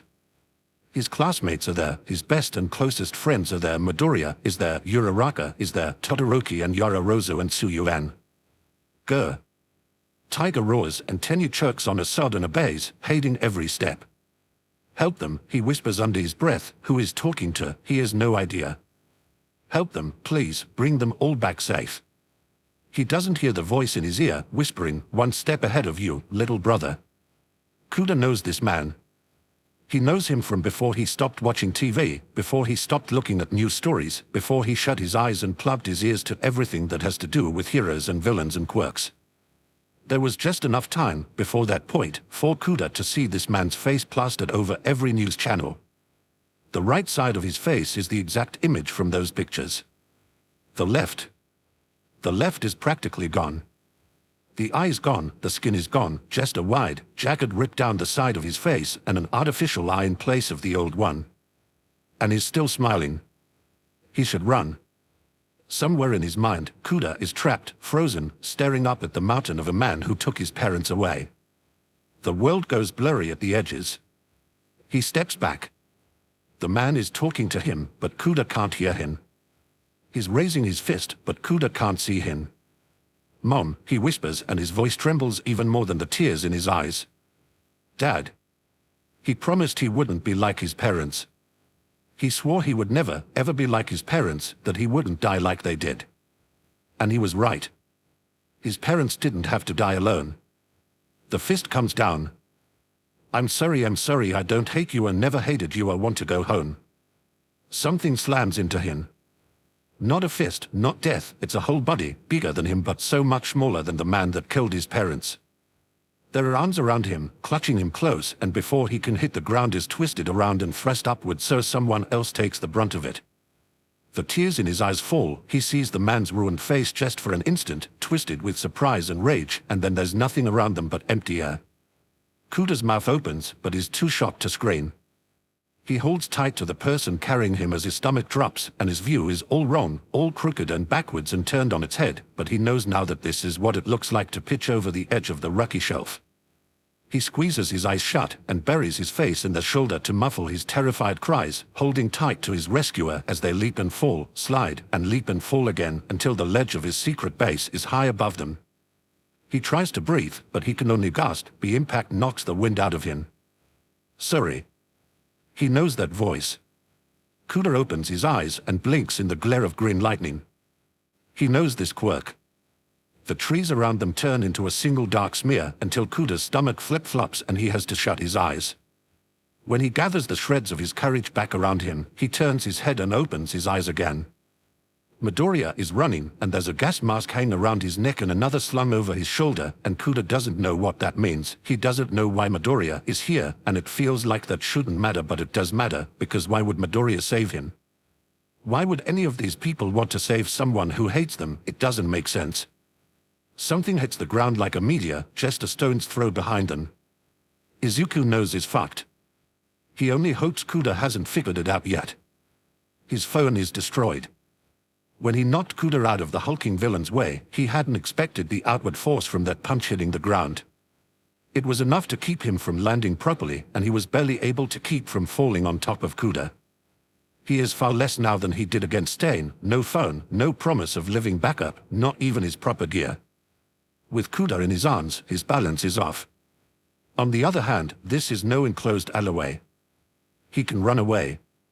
He has terrain on his side, one way or another, and if he could get up to that ledge to catch Kuda, then he could damn well get back down it again. And so now he's ducking and weaving through the trees while the villain behind him barrels straight through them like a juggernaut. The fire is spreading. He has no idea where the villains are, or how many of them there are. "Keep going," Mr. Azumi urges. "Come on." "Not far now." Ray shrieks. Izuku braces himself. From the left. Mrs. Azumi cries out, and Izuku swerves right. He doesn't just dodge, he changes course entirely and stumbles when the villain's impact shakes the very earth beneath his feet. "Don't stop now. You've got it." Izuku doesn't know that voice. He doesn't know most of the voices in his ears right now. He isn't sure how many ghosts the villain has with him. It's more than 20, though. Take some balls, taking on Muscular. He's coming straight at you from behind. "Move, kid." Izuku swerves again, this time to the left, and the villain, Muscular, clips him. That's still enough to send Izuku flying off his feet. He lands awkwardly, clutching Kuda close to his chest so the boy won't hit the ground. He struggles to his feet, ready to run. Boom. It's the kind of impact that sends trees toppling to the ground. It's certainly not the kind of impact that lets Izuku stay standing. He scrambles up again and whips around, shoulders squared, tense and ready as he places himself between Kuda and the villain.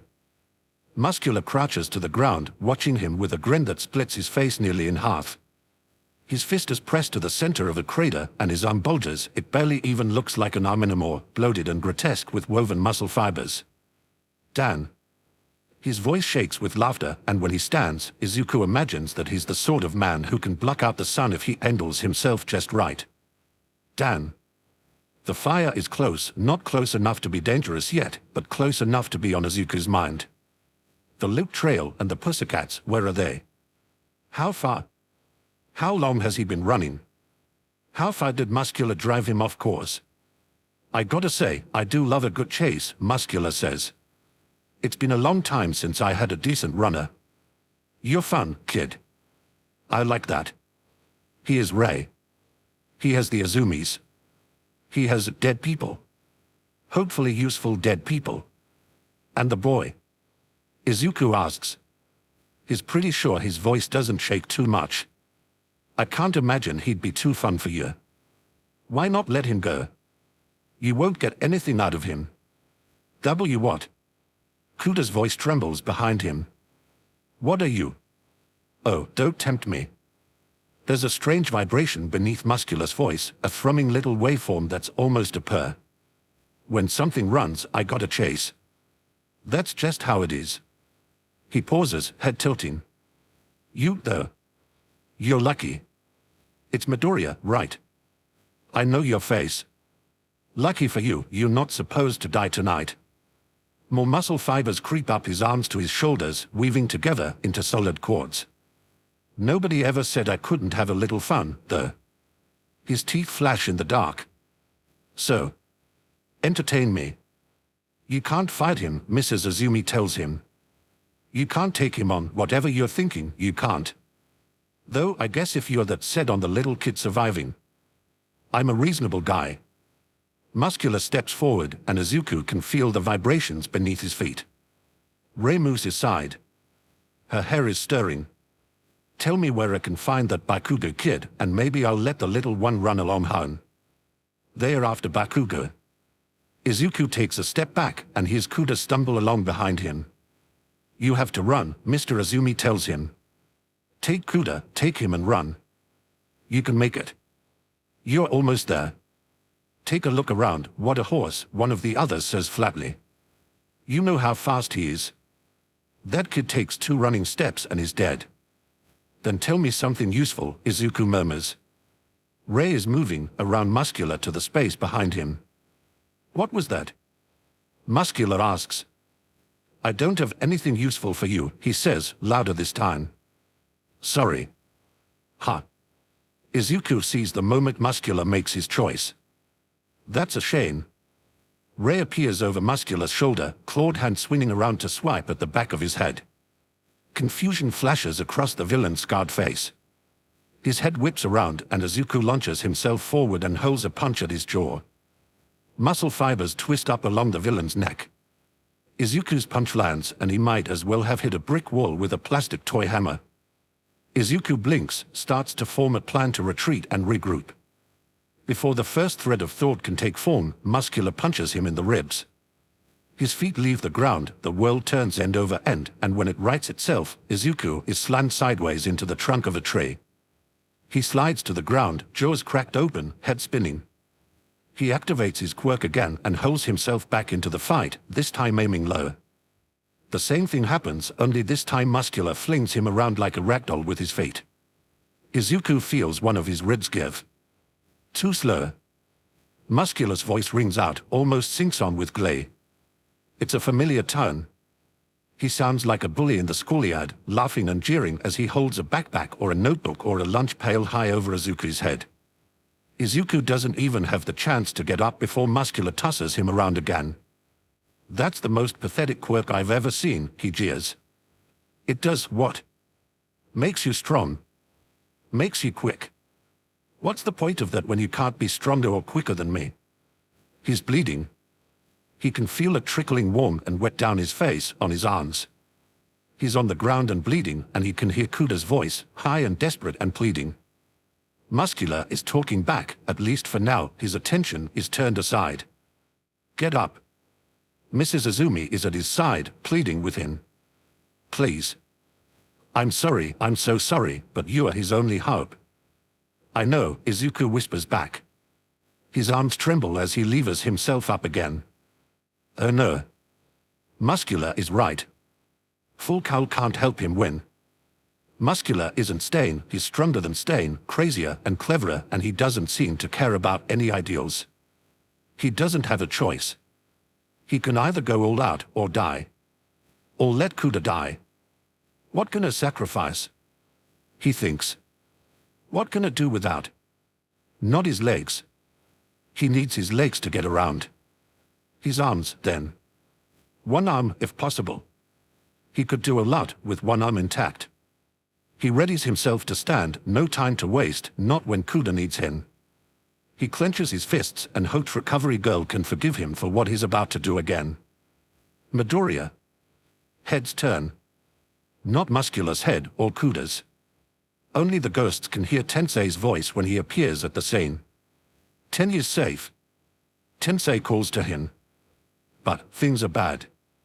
The fire's spreading and there's a villain fighting Aizawa back at the facility. There are at least 7 in all, by my count. There's no one who isn't fighting or running. He is Muscular. Tell me how I can help you. The fire roars in the distance. Somewhere in the woods, Yaoerozu is waiting to meet him back at the facility.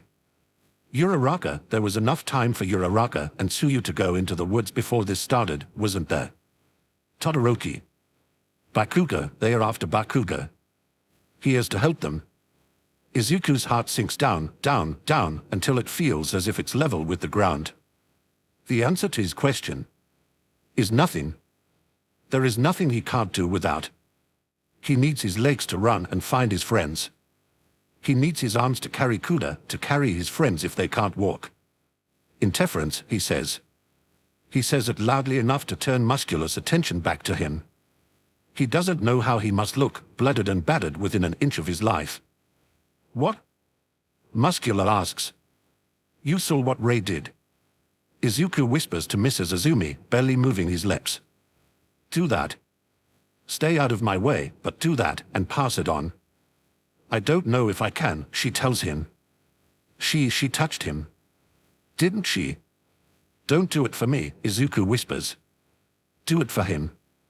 Do it for Kuda. You can still fight for him. I'll help you. Okay, she answers. Okay. Izuku launches himself not forward, but up. He couldn't have managed this on the cliffside. It was too open, with no ceiling overhead and only one solid wall. But here there are trees with limbs and trunks that he can ricochet off of. He's not faster or stronger than Muscular by himself, but he can build up his speed, build up the force behind his blows. If Gran Torino could do it, then so can he. There's another advantage to this, of course, it pisses him off. And if Muscular is angry with him, then he'll stop paying attention when Kuda backs away from him. Branches crack, bark splinters, and Izuku sends dirt flying every time he touches the ground. It's close, far too close. If Ray and the ghosts weren't doing absolutely everything they could to keep him distracted, Muscular would probably have smacked him to the ground again. There has to be a limit. There has to be a weak spot. If he can find it and build up enough momentum to hit it. Quit fucking playing around. Muscular roars. Get your ass down here and fight me. Izuku rebounds off a branch and flies at him again. He only means to skim over his shoulder, but Muscular is still impossibly fast. The fibers on his shoulder twist, part. And then, to his horror, they rise up and trap his wrist. He yanks at it, but to no avail. When Muscular's reinforced fist swings around again, he can't dodge.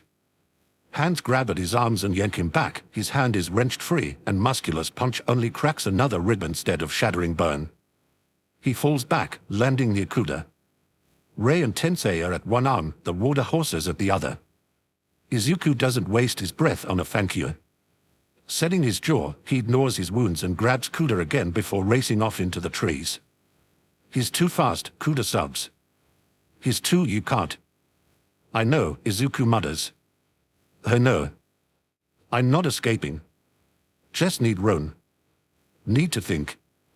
He looks over his shoulder, mindful of the sounds of Muscular crashing through the trees. The Azumis are here, and Tensei and Ray, and even a handful of the ghosts following the villain. Something useful, he murmurs. His quirk, how does it work? Muscle augmentation, Mr. Azumi answers, speaking quickly. He can reinforce his muscles to increase his strength, durability, and speed. Nothing fancy, but is incredibly strong and incredibly skilled with it. Limits, Izuku murmurs. He finds denser brush.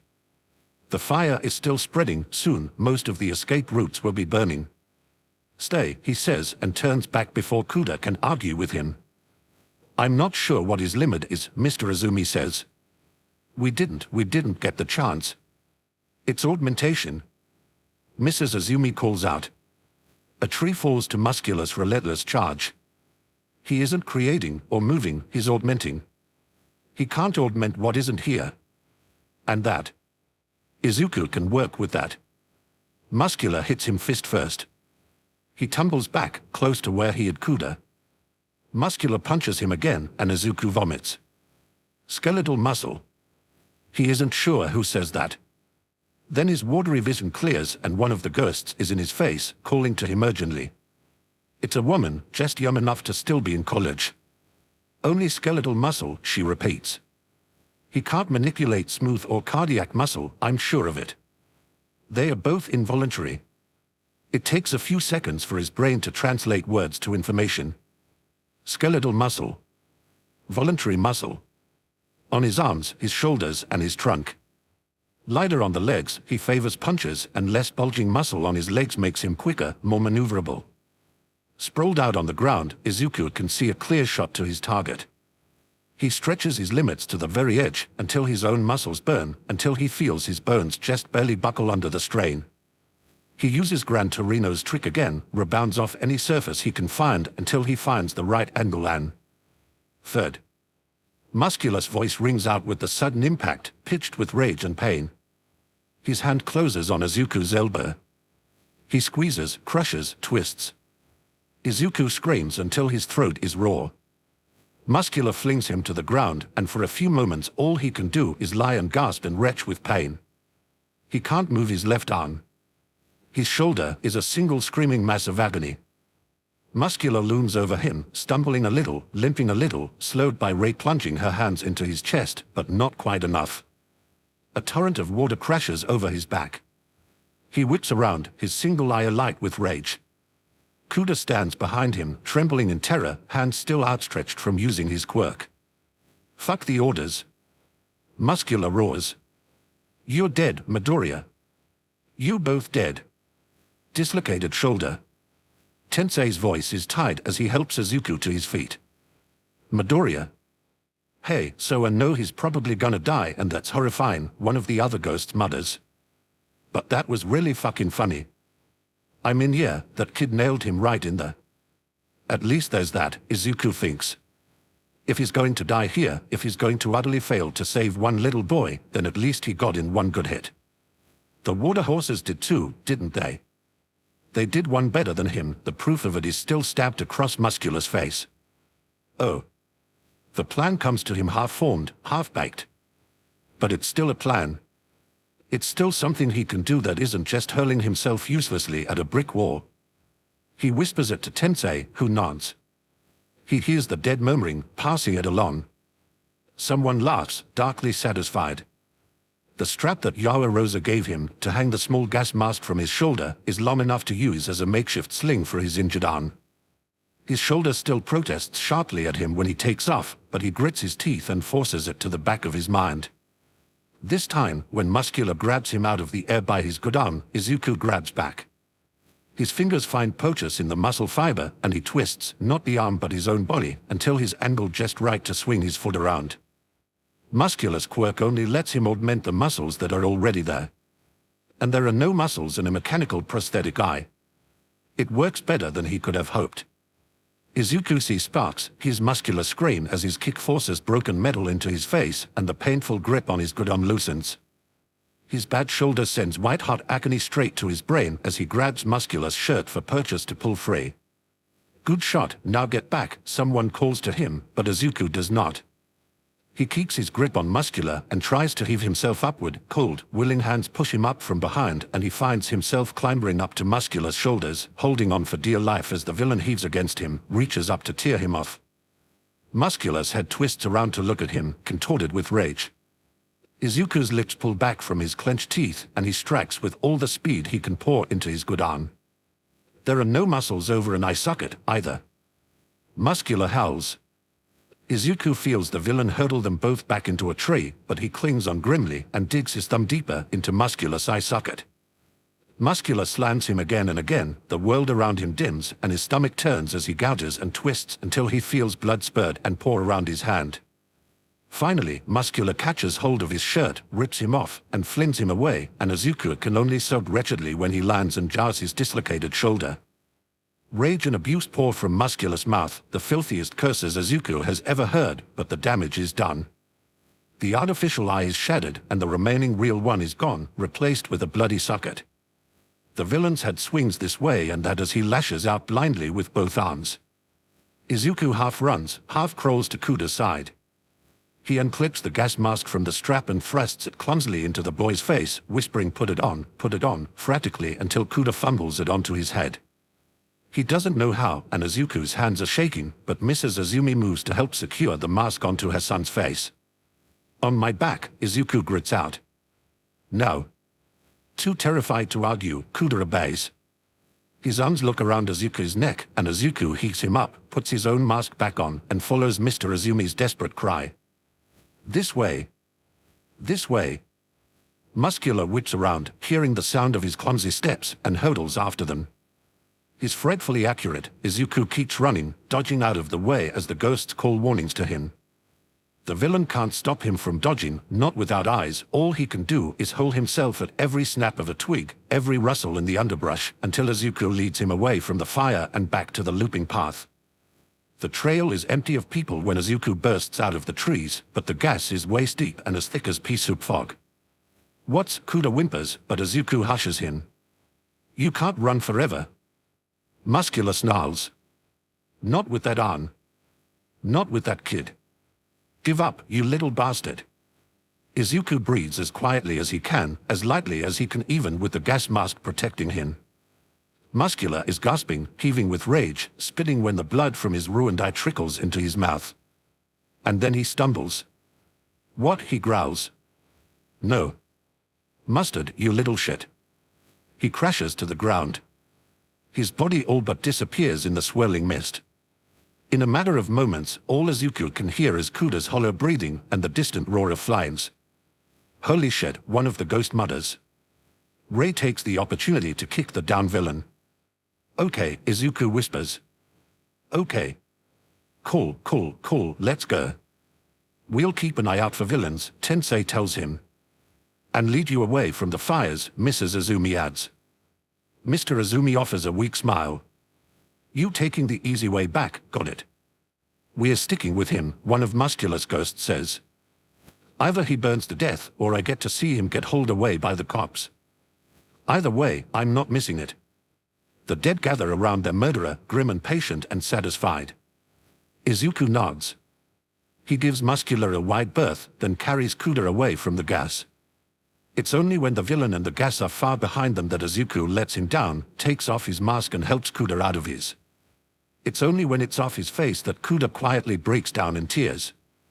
"It's okay," Izuku says and makes a note to thank Momo properly for that strap, because the damn thing is still supporting his left arm. Awkwardly he hooks his right arm around Kuda and pulls him into a hug. "It's okay. We're okay." Kuda sobs wretchedly into his chest. "You're okay. You did good. You hear? You did so good. He was gonna kill you." Kuda's voice is muffled into his shirt. "He was gonna kill you, why'd you do that?" "Someone had to," Izuku says. "No one else knew where you were. So me.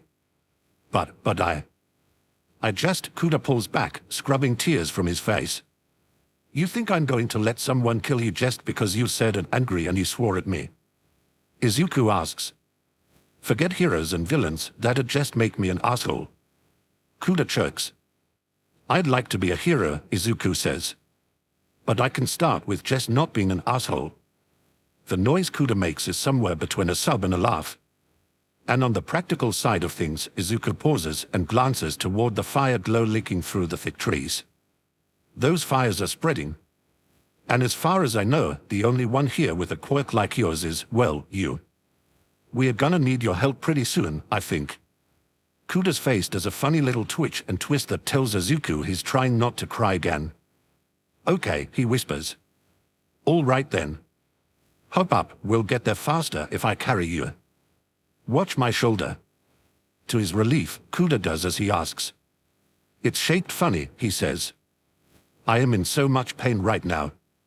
Kuda's getting closer to laughter with each new shaky coughing sound he makes.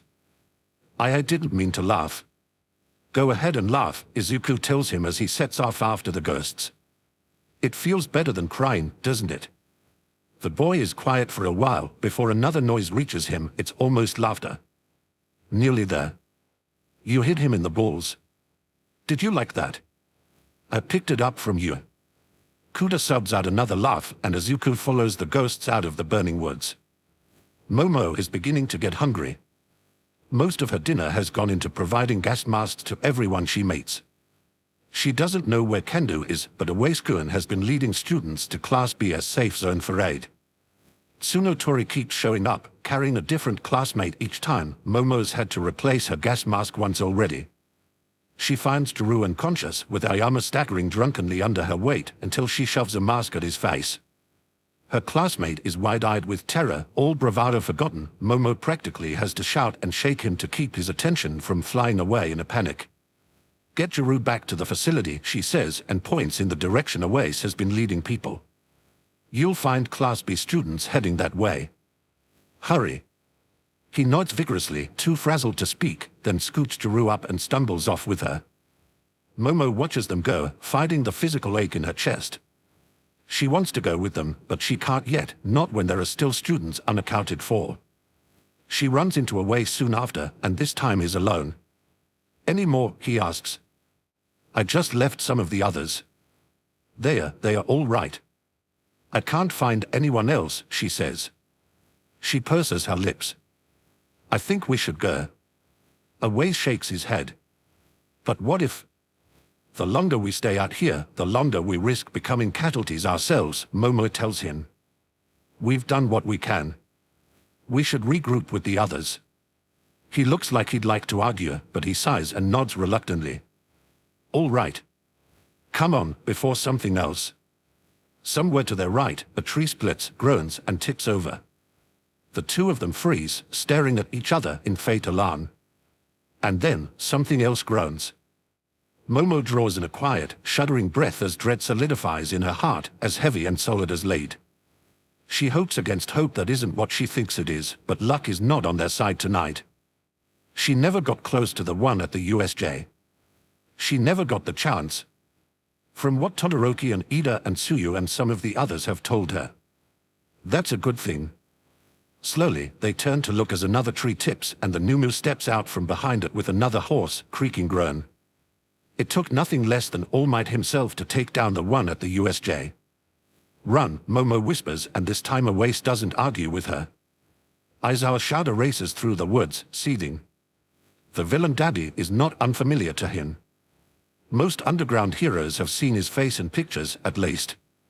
It's hard to mistake it. With scars like that, he couldn't be anyone else.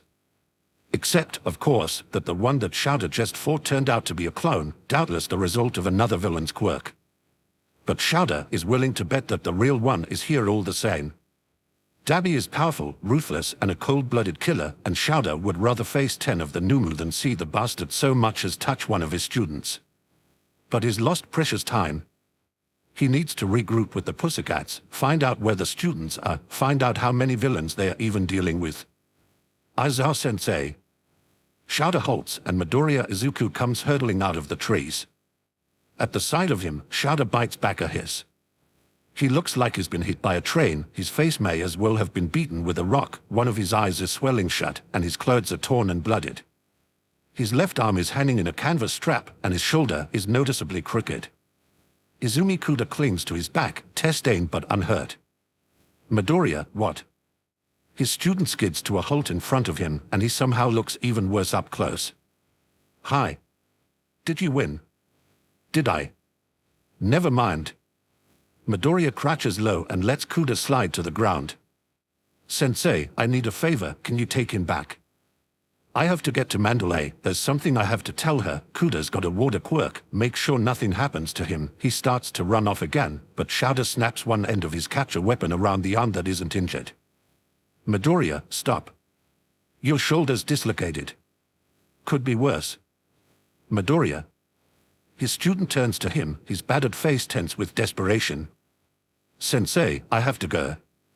They are after Bakugo, maybe more of us, and I have to tell Mandalay so she can tell everyone else. Shouder's jaw tightens. Take the strap off, he says. I kind of need it or my arm flops around and it hurts like. Now, Midoriya. At his tone, Midoriya starts gingerly shrugging out of the makeshift sling. Shouder takes hold of the affected arm. Relax your shoulder, he says. Midoriya nods and turns his head away. He works as quickly as he dares. He's certainly done this to himself often enough. Relocating a limb is uncomfortable, but nothing like the violent wrenching he always sees in fiction.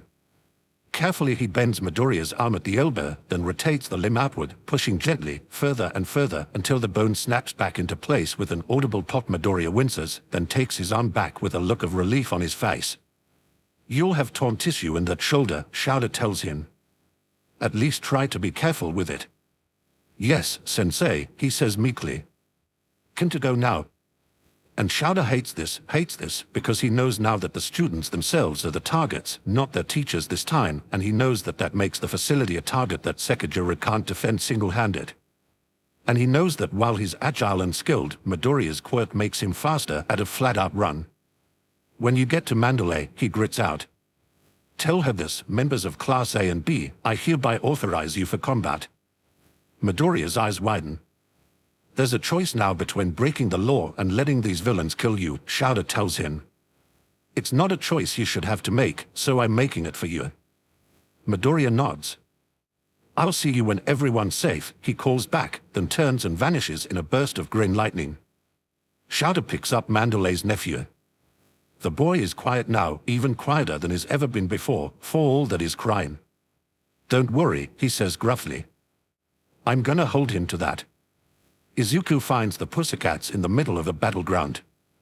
He can only see 3 of them here. There's Mandalay and Tiger protecting an injured Pixie Bob while they take on 1 villain each. Where's Ragdoll? She was at the checkpoint when this started, he remembers. She's probably helping the other kids escape. He delivers his message and leaves them to it. He's not about to get in the middle of that, no way, no how. They are pros and he has to trust that they know what they are doing. One of the villains tries to give chase as he flees, but not for long. Izuku leaves the fight behind and focuses on the ghosts that now fill the forest. Let it in, Ragdoll had said. Break up all the noisy things into smaller bite-sized things.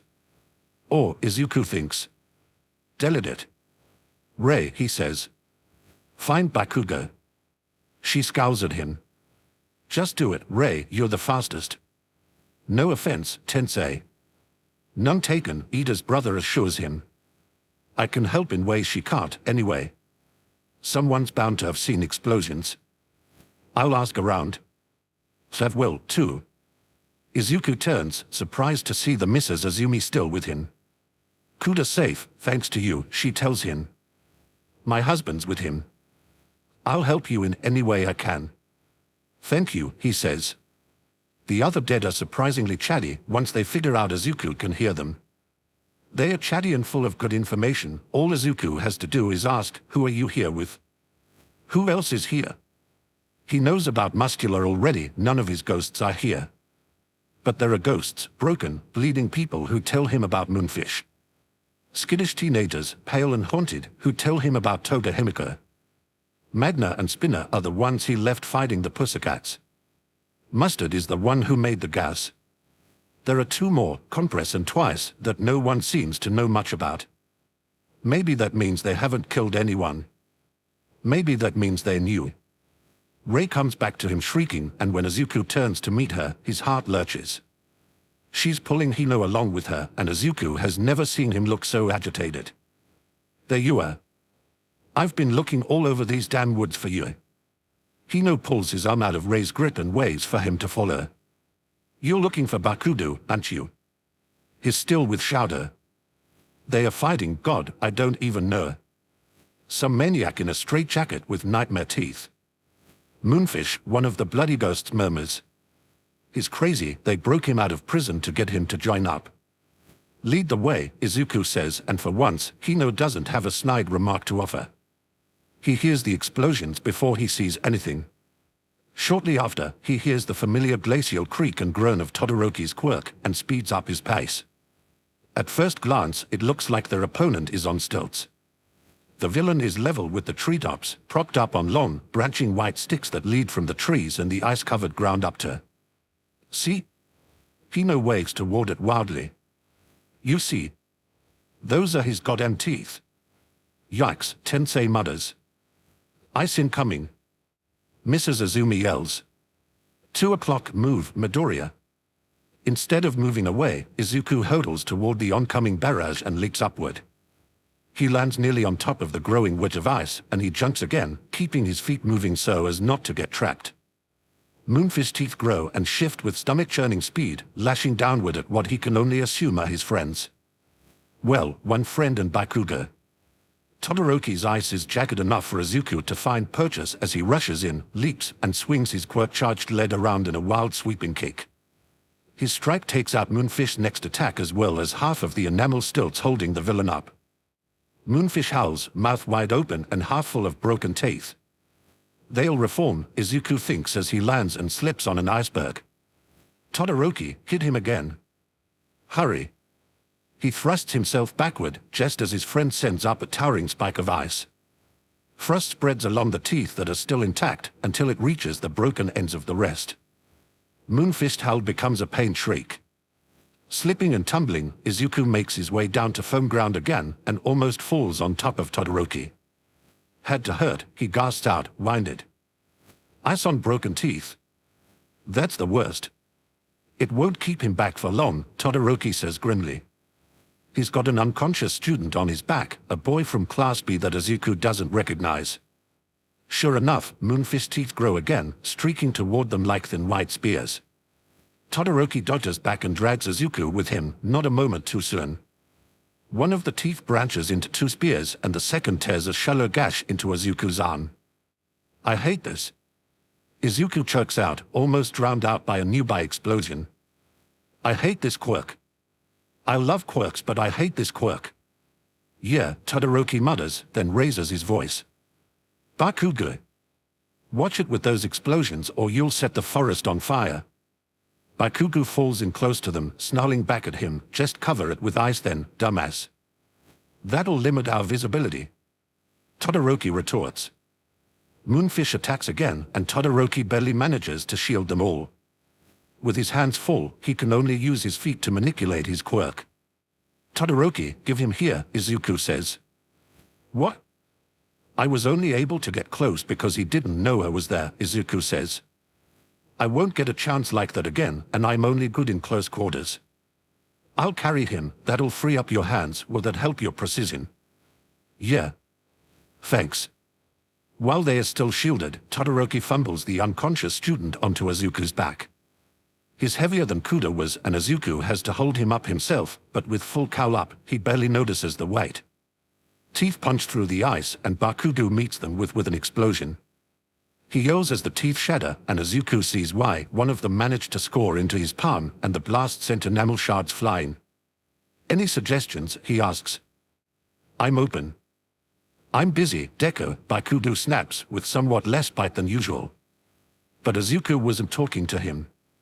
With no backup, no gear, and not enough training, there's not much he can do besides retreat, Tensei says, his voice tight. Is there any way we can lead him back to the gas, he asks. No good. Todoroki shakes his head. We can't get him down far enough for it to take effect. Izuku has the ghosts, Rei and Tensei, Mrs. Azumi, Hino, all the ghosts following Moonfish. It's getting crowded around here. I can't make him afraid, Rei tells him, frustrated. He's like a black hole. Nothing touches him. Excuse me, one of the ghosts calls out, waving from several rows back. Someone's coming. If that changes anything. What? Izuku says. I said we can't get him down far enough for the gas to knock him out, Todoroki repeats, while the ghost points back toward the thicker woodlands. Someone's coming, he says again. Running, actually. And is being chased. Oh, Izuku says faintly. That's not good. Todoroki shields them from another attack while Bakudo roars with frustration, then glances at Izuku again. What's not good? Izuku divers for a moment. I think we're about to find out. What's chasing him? Tensei calls to the speaker. The question passes from ghost to ghost in a low murmur. Something big is the hesitant reply. I don't think it came with us. It's big and dark and... It's a bird. Someone said it's a bird. Who said that? A big, dark bird. Tokoyami. Izuku blurts out. Fuck, where? Bakudo whips around. Do you hear something? Todoroki asks. And Izuku does. It's like wind in the distance. Pounding, howling wind, the kind that makes tree trunks bend and break. Tokoyami's quirk, he says faintly. It's weak to light, remember? He swallows hard as the howling gets louder. And that means the reverse is true. Todoroki. It's not Tokoyami's voice that hails them. Through the darkness, Izuku sees a taller, hulking figure running at them with 6 down swinging. And behind him... Shuja. Todoroki calls out. N. Tokoyami. Todoroki, Bakugo. Izuku has never heard Shuta shout before, but he does so now. If you can, make light. Hurry. We should probably get out of the way, Izuku remarks. Several things happen at once. Shuji catches up to them, wild-eyed and frantic. High above, Moonfish shrieks with rage, shifting his teeth toward the oncoming wall of pitch darkness. Todoroki seizes Izuku's shirt in one hand, Bakugo's in the other, and drags them out of the way. Tokoyami and Dark Shadow come roaring in, utterly unstoppable. Izuku doesn't quite see the clash, too disoriented from how abruptly things shifted. All he knows is the sound of trees falling and Dark Shadow roaring and Moonfish screaming, before the forest lights up with Todoroki's flames and Bakudo's explosions. It's over almost as abruptly as it began. Moonfish is on the ground, silent and motionless. Tokoyami looks wrecked, leaning against Shuja as if he'll fall over if he doesn't. I'm sorry, he keeps repeating. I'm sorry. I didn't mean to. That villain attacked us, Shuji explains, while Tokoyami catches his breath. It went badly. He holds up one of his arms, showing them the blooded stump on the end. Don't worry, he didn't cut off anything that won't grow back. But when it happened... Dark Shadow is strongest in the absence of light, Tokoyami says quietly. But also at its most volatile. I gave into the darkness and the rage. I apologize. I put you all in danger. You also kind of saved our lives, Izuku pipes up. Shuta gives him a flat look and he shrugs. Well, he did. He glances around at them. Everyone all right? Odd, coming from you, Todoroki says dryly. As usual, you're worse off than the rest of us put together. What even happened to you? It's not that bad, Izuku assures him. You should see the other guy. Todoroki raises an eyebrow, unconvinced. It's just a couple of cracked ribs. An extensive bruising. And a dislocated shoulder, but Aizawa-sensei fixed that. And your hand? Shuji asks. Huh? His classmate points. Your right hand's even bloodier than the rest of you. Did you injure it? Izuku glances down. No. That's not mine. He shakes his head. I'll tell you all about it when this is over, but we are not out of the woods yet. You all heard Mandalay's message, right? Yes, Todoroki answers. Bakugo scowls. Message? Tokoyami steps away from Shuta to stand on his own. I was preoccupied. What did she say? We've been authorized for combat, Todoroki tells him. And the villains are here to capture Bakugo. We'll be safest back at the facility, where Blood King and Aizawa-sensei are, Shuja says. Right. Tokoyami nods. Our mission from here should be to escort Bakugo, then. Hey, Bakugo snaps. We can't go back to the clearing where we started, Izuku says. The Pussycats are still fighting villains there, so we'll get spotted for sure. It'd be better to cut through the woods, take the straightest path. We have no way of knowing how many villains there are along the way, Todoroki points out. Going through the woods puts us at risk of ambush. I don't, Bakugo starts. I can detect enemies, Shuja says. I'm no slouch myself, Izuku adds, I Tensei and Rei.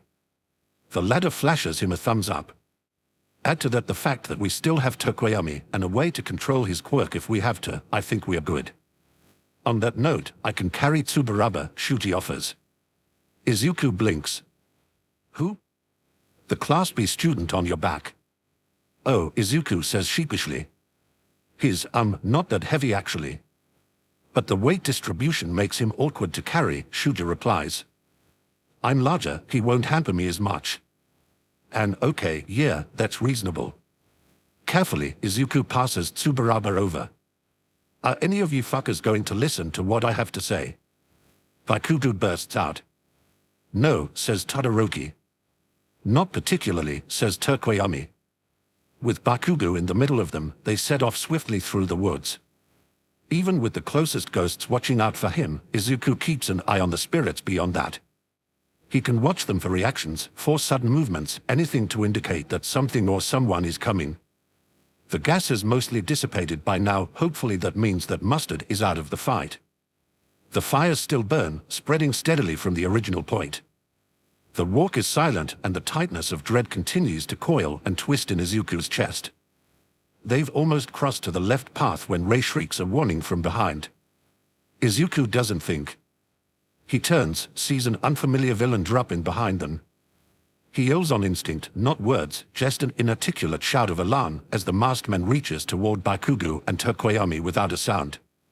He sees Bakugo spin around, one palm already detonating as it swings around blindly. Shuji grabs him by the back of the shirt and yanks him out of the villain's reach. Run! Izuku yells. I can take him, Bakugo starts to say. Run! Izuku repeats, and the five of them burst out of the trees and onto the path. Izuku nearly crashes straight into Tsuya. Asui, run, he urges. There's a villain behind us. His voice trails off as he accidentally locks eyes with Toda Himiko. Uraraka stares at him, wide-eyed with shock. Oh, he says. Balls. Toda's face lights up with glee, and she looks past him to a fellow villain. You found him, Mr. Compress, she squeals, her voice pitched with eerie joy. Oh, look at him, he's even cuter than he is in the picture. That's easily the most horrifying thing anyone has ever said about him. Voices call to him, high and desperate and nearly deafening. Izuku tries to turn around, he really tries his best. The last thing he sees is Tsuyi's face before the world around him goes pitch black and very, very small. The Numu is about to kill them when, without warning, it halts. Its many arms vanish and it turns away from Momo and Awase as if abruptly losing interest. The two of them watch, barely breathing, as the hulking thing slowly shambles away through the ruined woods. What's going on? Awase's voice trembles. What? Why did it? Momo struggles to stand, but in the end she has to settle for kneeling. Those things are mindless, she says. They only take orders, they don't think for themselves. If it stopped, then that means someone told it to. It's retreating, Awase says grimly. Then the villains are, too, Momo says. She's lightheaded from using too much of her quirk, but still the beginnings of one last plan are weaving together in her mind. Either they lost, or she doesn't finish that thought. Instead, she reaches into the palm of her hand and creates one last object. A waistcoat. Your quirk, it lets you weld things together, right? Why, yeah. Good. Momo presses the object into his hand. I need you to do something for me. One moment Midoriya is there, and the next is gone. Shouter blinks, and when he opens his eyes, the masked villain is sprinting back, clutching two tiny marbles in his hand. Objective complete, he says. Hurry back, Miss Toda. And then is gone. Nice meeting you, Uraraka, Satsu, the villain girl chirps. Gotta go. See you all soon. Shadow lunges after her, but Uraraka grabs him and pulls him back. "Leave her," she yells. He's getting away with Deku and Bakugo. His teeth grind until he feels the tension aching in his skull. "Which way?" he spits out. "Over the trees," Shuji answers, pointing. He's fast and bypassing the fires as well. "We'll never catch him." "Yes, we will." Shadow snaps and takes a step to pursue. "On foot," Shuji amends. "We'll never catch him on foot." "We won't catch him by standing around here either, so hurry." "Wait." Uraraka's hand closes on his shoulder again. "Wait. Wait. Just what would Deku do? He'd come up with a plan, right?" "He isn't here right now, Uraraka," Shadow grits out. "You can go over the trees, too," she snaps back, matching his tone volume for volume. "My quirk, remember? I can make you all float. Can you and Tokoyami use your quirks to move forward?" "Possibly," Tokoyami answers. "I'm not sure I quite trust Dark Shadow at the moment." "That's okay." Asui is lisping a little. There's blood around her mouth, and when she sticks out her tongue, Shadow can see the cut on it. "That's okay. I can throw you." "Shooter, can you use your arms to glide?" "I think so. Here, someone else take him then." Shooter lowers Tsubaraba into Uraraka's hands. They move quickly, tense with quiet desperation. Shadow latches onto one of Shooter's arms, Tokoyami to another. Uraraka dispels the gravity on them, and Asui's tongue wraps tightly around them. There's no time for well wishes.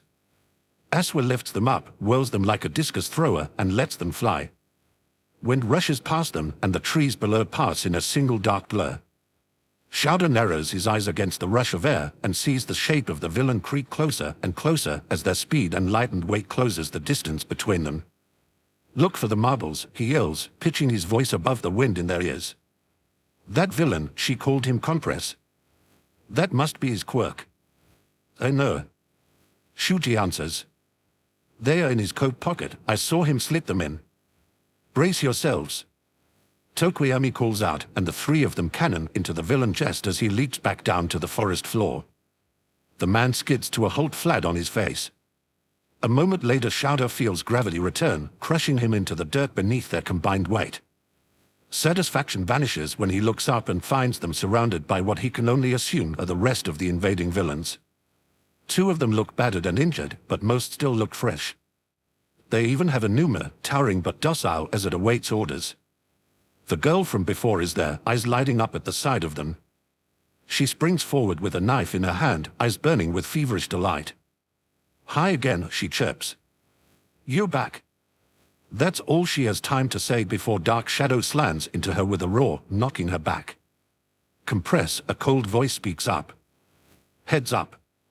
The temperature in the air skyrockets. "Move." Shadow yells and throws himself out of the way of the oncoming firestorm. It's the same color as the signal fire that started this, a deep and violent red. "It's fine," he hears Shooter call. He looks over and finds his classmate clutching two marbles. "I've got them. Just go." The words are barely out of his mouth when the marbles burst and a pile of branches appears in their place and clatter to the ground. "Clever of you." Compress is on his feet. Behind him, a pitch-black vault gate opens, and one by one the villains vanish through it. "I was afraid that might happen. So I kept a few decoys." He smiles, jaw opening, and shows off the marbles balanced on his tongue. "Farewell. Don't worry, they'll be well taken care of." He steps back, and Shadow braces himself to hurl himself at him for one last desperate attempt. He can't see, of course. None of them can, the only one of them who is trapped in one of those marbles. He can't see the little girl who followed them, the angry little girl with a pale face and dark, dark eyes, who moves faster than he could ever hope to. He doesn't see her swinging her hand with all the helpless anger of a murdered child, striking the man across the face for stealing her little brother. The marbles fly from the villain's mouth. Shadow lunges toward one, Tokoyami toward the other. He feels cold from his prickling skin to the marrow of his bones, as if someone in the distant future dances on his grave. He sees Compress falter and choke, as if suffocated in perfectly good air. His quirk wavers and the marbles burst. Bakugo appears with a gasp, only a few feet from dark shadows reaching claws. Midoriya comes out screaming. The sound drills into his head, but Shadow reaches toward him. He's close, he's nearly there. The heat hits him again, and the villain's flames nearly obliterate Dark Shadow before it can reach Bakugo. Bakugo vanishes again into another of Compress's marbles, and the villain flays through the portal before anyone can stop him. Shadow's fingertips nearly brush Midoriya's hand when the last villain catches his friend's shoulder and drags him back into the still open gate. Cold blue eyes meet his, and the villain's disfigured face crawls into a smile. "Too slow," he says. "Such a shame, Todoroki Shadow." One last burst of speed, and Shadow's hand closes around Midoriya's chest as the scarred villain vanishes. More hands appear out of the portal, grabbing Midoriya's shoulders, his arms, even a handful of his hair, and yank him into the black. Midoriya vanishes, and the gate swallows Shadow's arm up to the elbow. He clings on grimly, with no leverage, no weight, nothing to keep them from dragging him through, but so be it. Whatever's on the other side, he isn't letting go. Another hand closes around his arm, hard and cruel and mercilessly tight. It squeezes, pulls, twists. Pain shoots through his wrist, his hand goes numb, and is thrust back out of the shrinking gate with enough force to throw him to the ground. The portal closes. And all is silent. Chapter 35. Aizaru is doing his very best not to freak out. He's seen a bit more action than most of the remedial kids. One of the villains showed up at the facility at the tail end of the attack, and Blood King's the only reason he didn't get fried. But one little spot of excitement doesn't change the fact that he's been here the whole time, cooped up safe inside while all his friends have been risking their lives against another invasion. What was the point of getting authorized for combat if nobody was going to let him fight? He hasn't heard anything from Bakugo, not since the angry texts from earlier, complaining about getting stuck with Todoroki in the test of courage. It feels so long ago now, and Aizaru can't reach him. He can't reach most of them, and because of that he's stuck waiting around for everyone to trickle in from the woods. It's been slow. All of Class B has made it back, one way or another, and just a handful of his own class are still missing. Uraraka and Tsuyu were the last to get in. Aizaru saw them run straight to Aizawa-sensei, looking frantic, and they've been talking in hushed tones for almost a minute. In the meantime, Shuja's still gone. Tokoyami's still gone. Bakugo and Todoroki are still gone. Midoriya's still gone, and Yaoyorozu's been a pacing wreck, because apparently they were paired up for the test of courage, too. Aizaru grinds his teeth. He wishes he could be surprised that Midoriya ran off again, but it makes perfect sense. For a moment it looks like Aizawa-sensei is about to run out when Aizaru spots them. Shuji and Tokoyami arrive, looking drained. Shuja makes a beeline for Aizawa-sensei, and quickly grows a mouth to say something to him. Red and white hair catches Aizaru's eye, and he elbows his way through to Todoroki as gently as possible. Todoroki. Hey, Todoroki. This is a good sign. Todoroki was Bakugo's partner and is one of Midoriya's best friends. He'll probably know where they are. Dude, where have you been? You look wrecked. It's true. Outwardly he seems as blank as ever, but it's paper thin. Todoroki looks exhausted, and it's not a comforting look on the strongest kid in class. He doesn't answer, and Tokoyami steps in. He shoots a glance back toward Shuji and Aizawa-sensei. There was a villain. His quirk was strange. They called him Compress, and his ability allowed him to create these orbs. He holds his thumb and forefinger apart by about a centimeter. Maybe so big. And his voice catches. They were not just orbs, but minuscule prisons. And Midoriya and Bakugo. Aizaru's heart plummets to his feet. Don't tell me, did Midoriya get stuck in one of those? He has a handful of Tokoyami's jacket before he can stop himself. His mind punts him back in time, back to the mall, back to Midoriya's hollow eyes, and I just don't like being somewhere that's really small when I can't go anywhere. That's bad. That's really bad. He can't. Midoriya probably won't thank him for telling someone about his severe claustrophobia, but he doesn't. He hates small spaces, he told me. So where is he? Is he okay? The look in Todoroki's eyes as he asked that is something that will probably follow Aizaru to the grave. Neither of them answer him. They don't get the chance because it's hard to talk and be heard over the high-pitched trilling wail that cuts through the room. All conversation halts. There's some shuffling. People part, people move out of the way, and Mika slowly weaves her way through the forest of leads around her, filling the silence with insistent meowing. She moves from person to person, never stopping long, searching each and every corner of the area until she finally sits down, tilts her head back, and continues to cry. Aitaru looks up at the sea of faces. The B-class kids mostly just look confused, but that's only because they don't know Mika. They can't know what this means. There's open horror on Yaoirosa's face as she watches Mika wail. Uraraka's crying. Tokoyami won't look at him anymore. Aizawa-sensei looks like whatever Shuja just told him made him age 10 more years. Todoroki's the first to move. He doesn't say anything, doesn't make a sound. He just walks over to her, stoops, and hooks his left hand under her to lift her up. She wriggles, mewling in protest, but eventually lets him settle her against his shoulder with one arm. She still won't stop crying. Police and paramedics will be here soon. Aizawa-sensei's tight voice breaks the spell. His teeth grind so hard Aitaru can almost hear his jaw creak from here. 2 students and a pro hero have been abducted. Your parents and guardians will be contacted. We are sending you all home as soon as possible. He walks out then, beckoning Shuja to follow. At a motion from him, Tokoyami and Todoroki go with him. Slowly, Mika's cries fade into the distance and the rest of the students are left in silence. Bakugo's gone. Midori is gone. One of the pros is gone, too. Besides their teachers, Aitaru has only seen Mandalay, so who is it? Pixie Bob? Tiger? Ragdoll? Aitaru feels his back hit a wall before he even registers backing away. He was useless in this. Right from the start, he was utterly useless, all because he wasn't strong enough, wasn't smart enough. He couldn't pass the final, couldn't cut it in remedial class, he just plain wasn't good enough. If he'd done well enough to earn just one night of play, he could have been out there with them. He could have helped. He could have fought for them. Having to ask a child to put out fires caused by villains is, in Shouder's opinion, one last stab of failure for the night. Mandalay watches Kuda closely, ready with a gas mask from Yaoirosa in case her nephew shows signs of respiratory problems from the smog. She keeps him to the edges, making sure he only keeps the fires from spreading rather than trying to put them out entirely. Once the fire crew arrives with the police, she'll have him stop. Luckily, the fires have died down on their own since the villains left. Shouder wonders if Daddy's quirk makes them more powerful in his presence. The loop path through the woods is completely clear of gas and mostly clear of flies, so they move in to search the area and douse more of the flies.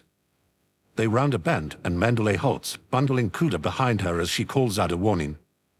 There's someone ahead. The villains must have left one of their own behind.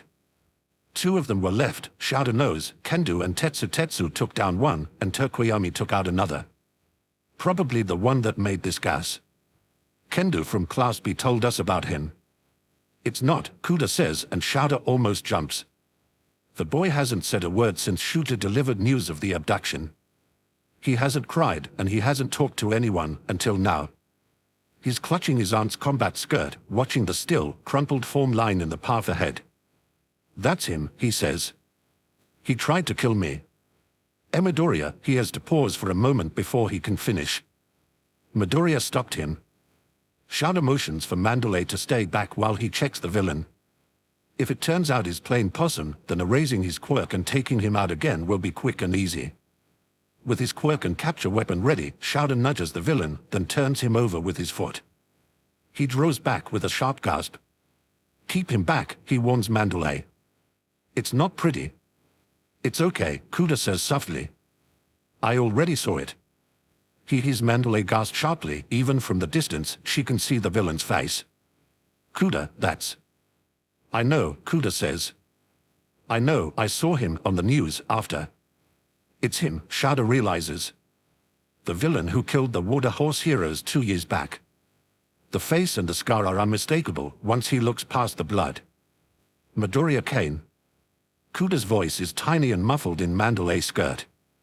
He came and the villain heard him, but he kept fighting him, and then he. In spite of Shouder's advice, Mandalay creeps closer, enough to see how the blood encrusting the villain's face centers around his right eye. He hears her breathe in sharply through her teeth. He couldn't see, Kuda says. So we led him into the gas. But Midoriya got hurt. He got hurt because he was saving me, and... This isn't your fault, Shouder says. But... It's not. This villain isn't going anywhere. Once the police get here, they can take care of the rest. I know it's hard to understand. I know it hurts. But you aren't responsible for what other people choose to do. Besides, if it's anyone's fault, it's his. He was the one who let Midoriya run back into villain-infested woods, just to pass a message a few minutes faster than he could have delivered it himself. He was the one who wasn't cautious enough, who didn't take enough precautions even after the first attack, even after what happened in Hosa. It's really the pinnacle of his failure that it's left a 10-year-old boy feeling guilty for being saved. The police arrive, fire crews arrive, paramedics arrive, and buses arrive. 3 villains, 2 beaten senseless, 1 drugged and permanently blinded, are taken into custody. The fires are quelled, the wounded seen to, and the rest sent home. Because of the test of courage, almost half of Class 1B fell victim to the gas. Of Shouder's own students, only Jiru succumbed, but plenty more need medical attention. Yaoerozu and Tokoyami overused their quirks, leaving her undernourished and exhausted. Uraraka and Asui have lacerations, some of which need stitches. Shujin nearly lost a limb to the villain Moonfish. And Todoroki. He practically has to herd Todoroki onto one of the ambulances. Even if he hadn't spotted the telltale swelling of a broken wrist, Shouder knows an acute stress reaction when he sees one. Midoriya's cut pitches a fit when the paramedics won't let her go with him. She follows the ambulance, yowling in protest, until Shouder catches her. She doesn't quite scratch him, but he feels claws catch in his sleeve until he brings her up to the folds of his capture weapon. She won't stop crying. Thankfully, none of the police officers comment on the unhappy cat in his arms. They look far too nervous to question things. Have you investigated the villain's rendezvous point, he asks. That was one of the details he got out of Shuja before he was whisked away by medics. Well, we found it. The 3 officers exchanged glances, every one of them nervous. And look, maybe it'll be better for you to check it out yourself. The speaker has gills in his neck that flutter in agitation. No one wants to stick around there long. What do you mean no one wants to stick around? Shouder snaps. He doesn't mean to be short with them, but he really doesn't have time for this. We have reason to believe that the area may be under the influence of a quirk, the guild officer explains. It's something psychological, but we aren't sure what it is. His voice trails off. Shouder makes to put the cat down, but she clings to him and only protests louder. With a sigh, he changes his mind. Show me. It's nearly a mile out from the main training facility, marked out with blackened scorch marks on the ground and eerily clean-cut branches and undergrowth where a warp gate must have opened and shut. When they get close, the officer's pace starts to slow, and before long Shouder finds himself at the front. It's not hard to make out why. The forest is still and empty, and Shouder's conventional senses can detect nothing, but that does nothing to keep back the chills that crawl up his spine. The closer he gets to the rendezvous point, the more he feels it. It slivers in slowly but inexorably, starting at his spine and spreading like cold poison. Distantly, Shouder remembers a geology lesson from middle school about how water seeps into the cracks in stone, then freezes, then melts and seeps deeper, until eventually the stone crumbles. It's a little like that. The fear takes hold of him bit by bit, and it's all he can do to put one foot in front of the other to have a proper look around. It's familiar, that's the problem. It brings to mind things he would rather have forgotten. Mika shifts in his arms, crawling up to perch on his shoulders. His capture weapon keeps her claws from finding his skin, and he hears her purring. Not happy purring, cats do it to distress as well. And Mika is very distressed. Emboldened by his progress, the police on standby follow him and spread out, carrying out their investigation in stone-cold silence. This isn't normal, someone mutters, voice small and the syrupy thick quiet. This has to be a quirk. All right. Shouder nods tersely. I've felt something like this before. You have?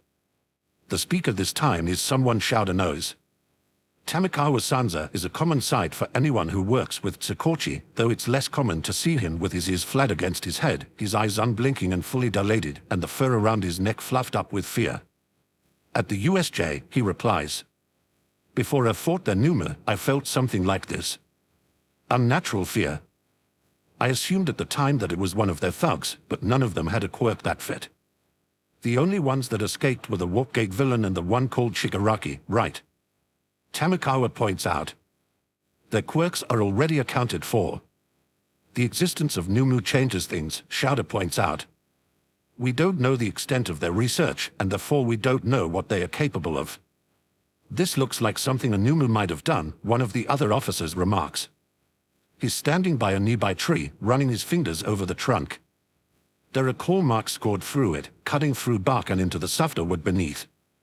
It looks like something done out of temper, but that's unlikely, because Numu are mindless.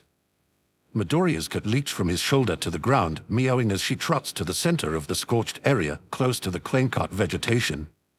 Shouder grits his teeth at the plaintive sounds she's making, and wonders if she knows. Cats have good olfactory senses. Maybe she can tell that her owner was here recently. Without warning, Mika's crying rises to a shriek, and Shouder steps forward and reaches for her with a sigh. She darts out of his reach, still yelling, making Shouder chase her. He stops. Shouder straightens up stiffly and looks to the others to see if they feel it too. He finds the police officers watching him, or watching the cat, all of them with visible relief. Tamikawa blinks at him, pupils shrinking back to normal slits, fur lying flat once more. Slowly, the fear that pervades the air loosens its chokehold on Shouder, eases, and dissipates. The one-eyed cat runs back and forth in the dark, tail switching, mewing as if calling for her lost owner. When Katsuki is finally freed from his tiny prison, he comes out swinging. His first blast catches nothing. The bastards must have gotten wise and given him room at the front. Katsuki turns on his heel, ready to swing out again at anyone coming at him from behind. Someone knocks his feet out from under him. He twists, trying to correct himself to keep from falling, but is disoriented from being stuck in a marble and dragged through a warpgate into wherever the hell he is now. In an instant is surrounded on all sides, borne to the ground by the weight of numbers. He vents his quirk on them, blasting again and again until he feels his wrists buckle under the strain, but there are too many and has been fighting all evening. He ends up flat on his back on a cold, hard floor, glaring up at the grinning face of the girl holding a knife to his throat. Full clammy fingers close around his face, the fifth hovering an inch away. "Come on, now," Shigaraki Tamura tells him in a light, coaxing tone. "Settle down, quiet down. Let's not scar that pretty face." Katsuki snarls and snaps at the nearest finger. Shigaraki laughs and he feels the pinch and sting of a needle entering his skin. Something like panic rushes through him and he threshes in the grip, desperate to force himself up and keep fighting, but his limbs slowly stop obeying. "Just a little muscle relaxant," Compress tells him. "Potent, but not harmful. You'll even get to stay awake through it." They drag him up and force him into a chair. Drugs or not, Katsuki fights as much as he can, and with the drugs fresh in his system, he gets a few good kicks in. They shove him down, but he makes them work for it. Straps are secured and locked around him, across his chest, around his arms and legs, and finally a pair of metal clamps secures his wrists to the arms of the chair. "Had those made special, just for you." The knife finally leaves his throat, and the girl tickles his nose with the tip of the blade. "Don't you feel special, Katsuki? Don't you? Think I can't blast through them?" Katsuki spits. "Maybe," a third voice says. Katsuki doesn't recognize its owner, and an ugly raccoon face like that is hard to mistake. It looks like it's stapled together. Eventually. "You turn your wrists to charcoal long before then." His mouth stretches in a smug smirk. Katsuki pours as much hate as he can into a glare. "All right." Shigaraki claps sharply. "Next one." Compress, let him out.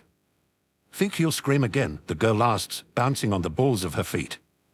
"I like his voice. It's so pretty." "One way to find out," Compress replies and pulls out another marble. It bursts apart, and Deku falls into the villain's waiting hands. He's not screaming now, but he sounds like he is been. His voice cuts off with a pathetic little whimper and gasp, and he barely even puts up a fight as compress and the lizard trap his arms. The scar-faced villain grabs him by the chin and forces his face up.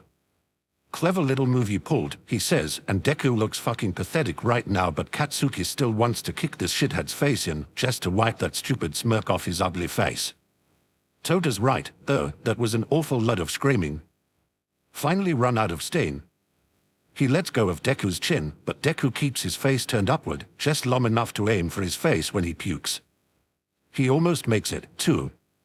He gets the bastard in the throat, at least. Shigaraki cracks up. If he laughs any harder, he's probably going to piss himself, but he keeps laughing anyway, even as the scarred villain pauses to wipe bile off his neck before punching Deku in the face. The lizard steps forward like he's going to stop him, but Scarface shoves him off with a blast of fire and punches Deku again. 3 punches in, Katsuki has to look away. It takes 2 of the other villains to hold Scarface off. He gets one last kick in before he finally storms off to the nearest door. Shigaraki's still giggling like an idiot, like it's the funniest fucking thing he's ever seen. "Don't mind Dabi," he says as the lizard peels Deku off the floor. "I dunno what he's so moody about. I mean, we won and everything." Deku spits blood, but he aims for the ground this time. Katsuki can hear him breathing from here. The door slams behind Scarface, Dabi, whatever the fuck, and Katsuki strains to move his head and take in the place. It's pretty small, pretty plain. The walls are blank and the floor is plain linoleum. There's only one door, and it looks pretty heavy-duty. There are still a few villains left: Shigaraki, Compress, the lizard, the ugly chick with the club, and the girl. Right now the girl's focused on Deku, playing with the knife in her hands and just staring. It's honestly fucking creepy to watch. "Sorry about this place," Shigaraki says with a shrug. "It's kind of plain and ugly, I know. I wanted to stash you 2 at our actual hideout, but Sensei said this place would be better." Sensei? Who the fuck is Sensei? Oh. Speaking of which, Shigaraki leans a little on Deku's shoulder, which is kind of a feat because Deku looks like the lizard's the only thing keeping him from tipping over right now. "I told him about you, and I told him we were gonna bring you, and he wants to talk to you real quick." "Cool, right. Sounds great," Deku wheezes, because apparently he's gonna be a suck-up about it. "Yeah, I was hoping you'd say that." Shigaraki glances down. "Oh hey, that's him now." It's enough effort just to keep breathing, but Katsuki manages to look down in time to see the floor under Shigaraki's feet change. It goes from ugly linoleum to black tar, oily, slick and shiny. Shigaraki starts sinking into it and yanks Deku out of the lizard's grip and into the black puddle within. Somewhere beneath the blood and bruising on his face, Deku looks like he's ready to throw up again. For a split second his dazed eyes meet Katsuki's. "KKA," he starts, and the black ink swallows them up before he can get another sound out. The girl villain squeals. "Oh, I can't wait till he gets back. He was really cute, wasn't he?" "You're only saying that because Davi blooded his face," the lizard sighs. "He was cute before that, too." The girl pouts, then turns to beam at Katsuki, and fuck if that isn't the creepiest thing he's ever seen. "You're not too bad, either." The tip of that blade skims up Katsuki's bare arm, and he decides then and there that she's the first one getting napalmed in the face. "Who knows? Maybe you'll grow on me. We've got time." Her eyes glitter at him. "We are gonna have so much fun together. It's crowded in this place." It was crowded in the first room, and when Izuku's feet touch solid ground again, he breathes a sigh of relief when he finds himself no longer pressed in by suffocating walls of cold, spectral bodies. Shigaraki's painful grip on his arm eases, and Izuku does his best to stand up straight. That little beating from Dabi didn't do him any favors. He's lucky he managed to turn and take the kick with his back instead of his injured ribs. It's not the kind of room he expected. The only forbidding thing about it is how poorly lit it is, but that has never been a problem for Izuku. It's not as drafty as the room they just left. In fact, it's comfortably warm, at least partially carpeted, and backed with the gentle whir of machines. It looks like a hospital room, Izuku realizes. It has the bed for it, its height and slant adjusted to allow the occupant to sit up. And, looking at said occupant, Izuku's stomach turns. The man is bathed in shadow, but not nearly enough to hide him from Izuku. For a split second Izuku thinks he must be looking at a ghost, because surely no living person can look like that and still breathe. He checks the eyes, just to be safe, except he can't. Because the man sitting before him doesn't have any eyes. Sensei, Shigaraki says, and his voice sounds odd like that, eager, almost bright. Like he's a kid showing off a finished project to his favorite teacher. The mission was a success. The Vanguard squad brought both of them back. You did well. Sensei's voice is deep, his tone eerily distorted, probably from the wires and tubes stuck into his throat and face. I hope you don't mind me borrowing your prisoner for the moment. You've told me so much about him, and I couldn't help being curious. While they talk, Izuku looks past the disfigured man on the bed to the second figure stepping out of thin air, almost. At first glance, he isn't much to look at. Just a hunched, slender man with a mop of poorly combed hair that obscures much of his face. Izuku can see this one's eyes, though. This one's dead. Boy, the living man says. Come closer, will you? Izuku takes a smaller step as he dares. He can feel his own heartbeat in his ears as he looks, not at the eyeless man, but at the ghost that hovers at his side. He locks eyes with the spirit until he's sure that he's looking back, then raises his hand in a trembling little wave. Hello. This gets the spirit's attention. He stands a little taller, uncurling out of his slouch, and steps forward. Raises his hands. And signs. Can you see me? He echoes the words out loud, and his speech sounds strangely clumsy, like he knows how the words are shaped but has no way of checking his work to make sure. I must say, the man in the bed remarks. It is very much a pleasure to meet you, Midoriya Izuku. Yeah, Izuku says, and ticks his chin in the littlest nod he can manage. He keeps his eyes fixed on the ghost. He wonders if he can lip read. I guess you probably know who I am, but who are you? His voice cracks. Do you know Morse code? The spirit asks him. Or sign. If you are who I think you are, then you're in very great danger. I would hope you had guessed by now, says the man in the bed. If you haven't, then both I and my student have gravely overestimated you. And he's right, for all that he doesn't know that Izuku wasn't talking to him. He knows exactly who this man is. It's not a moment of realization so much as one of acceptance. Izuku has known who this man is since before he walked in, since the moment Shigaraki grabbed his arm and told him he was going to meet Sensei. It's a strange feeling to be crushed beneath this understanding, because the man before him is in a hospital bed, crippled and blind and hooked up to life support. This is the man who hurt All Might.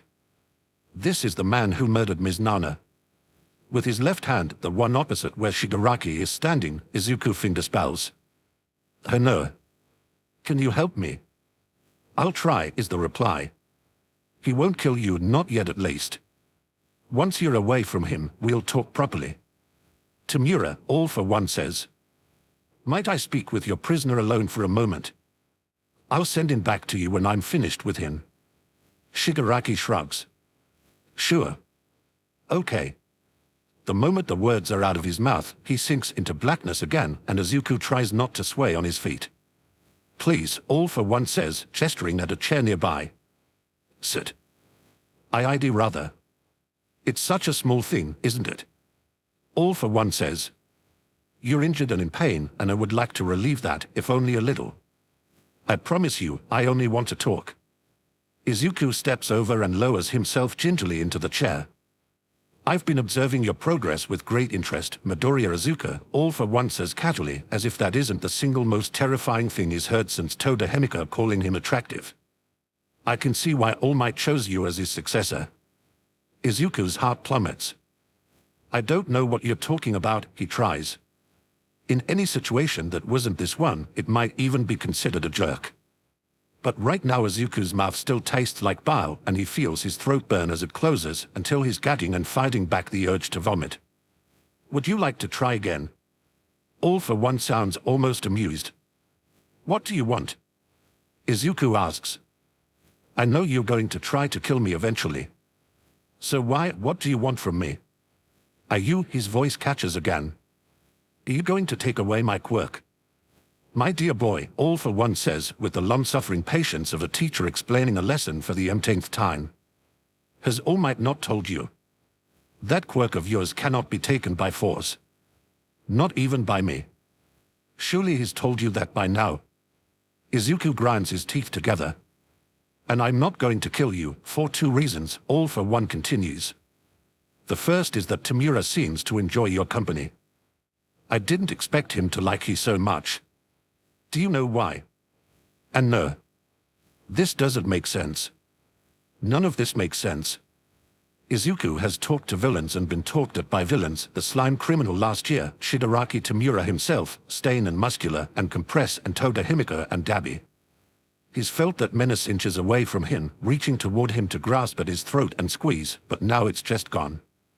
He sits before the darkest villain in history, and he can't feel even a drop of the grin-killing intent that the hero killer exuded in noxious waves. It doesn't make sense, it doesn't make sense. He hates All Might, you know, All For One says, a little sadly. He resents everything the symbol of peace stands for, and you, well, I expect you have quite a lot in common with All Might, don't you? You would have to be, for him to choose someone like you. He shakes his head. All Might is charismatic and selfless, and he was once powerful beyond measure, but he lacks imagination. There are so many ideas that he simply can't let go of. So it was a surprise to me, if a welcome one, that Tamura found you pleasant company. Oh. And the second reason is that, contrary to what you most likely believe, I do have standards. I do not approve of the murder of children. Izuku chokes. Really, he rasps. Is that so hard to believe? All For One asks.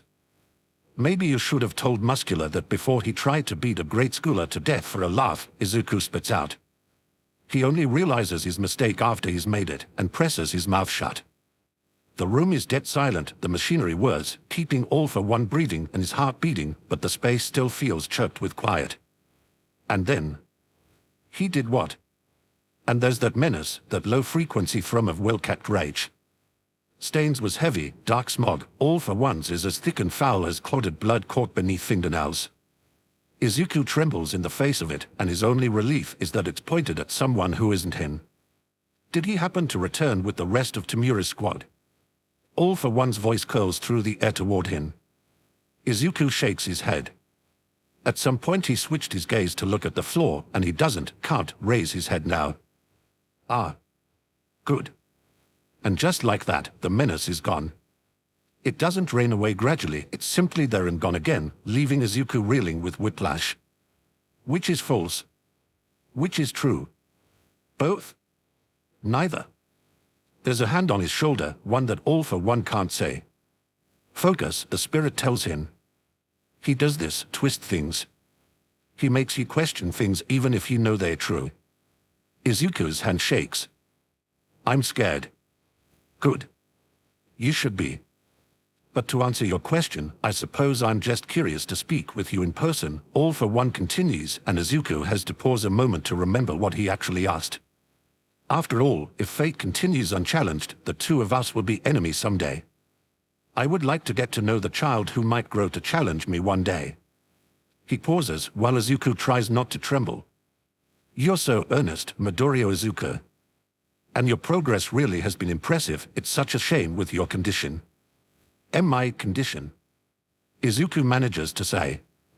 Tell me, All For One says gently. Did you give up your search for your own quirk when All Might came to offer you his? Izuku goes cold. Not cold like fear. Cold like a ghost, detached, drifting, on the outside looking in.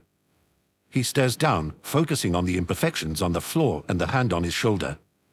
For the first time since he was dragged through the portal, since he set foot in this room, since he sat down in this chair, he is something.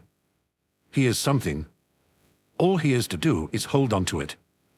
There's a voice in his head, a woman's voice, and it takes a moment for Izuku to recognize it as Rekdal's. It takes a good liar. Do you think you can tell a lie without talking?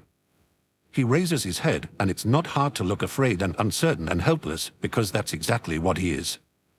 It's not hard to look away, and it's not hard to make it look like Shane. He feels small, and it's easy to show it. He doesn't say I'm quirkless. He doesn't say my quirk never came. He says, very softly, one for all is my quirk.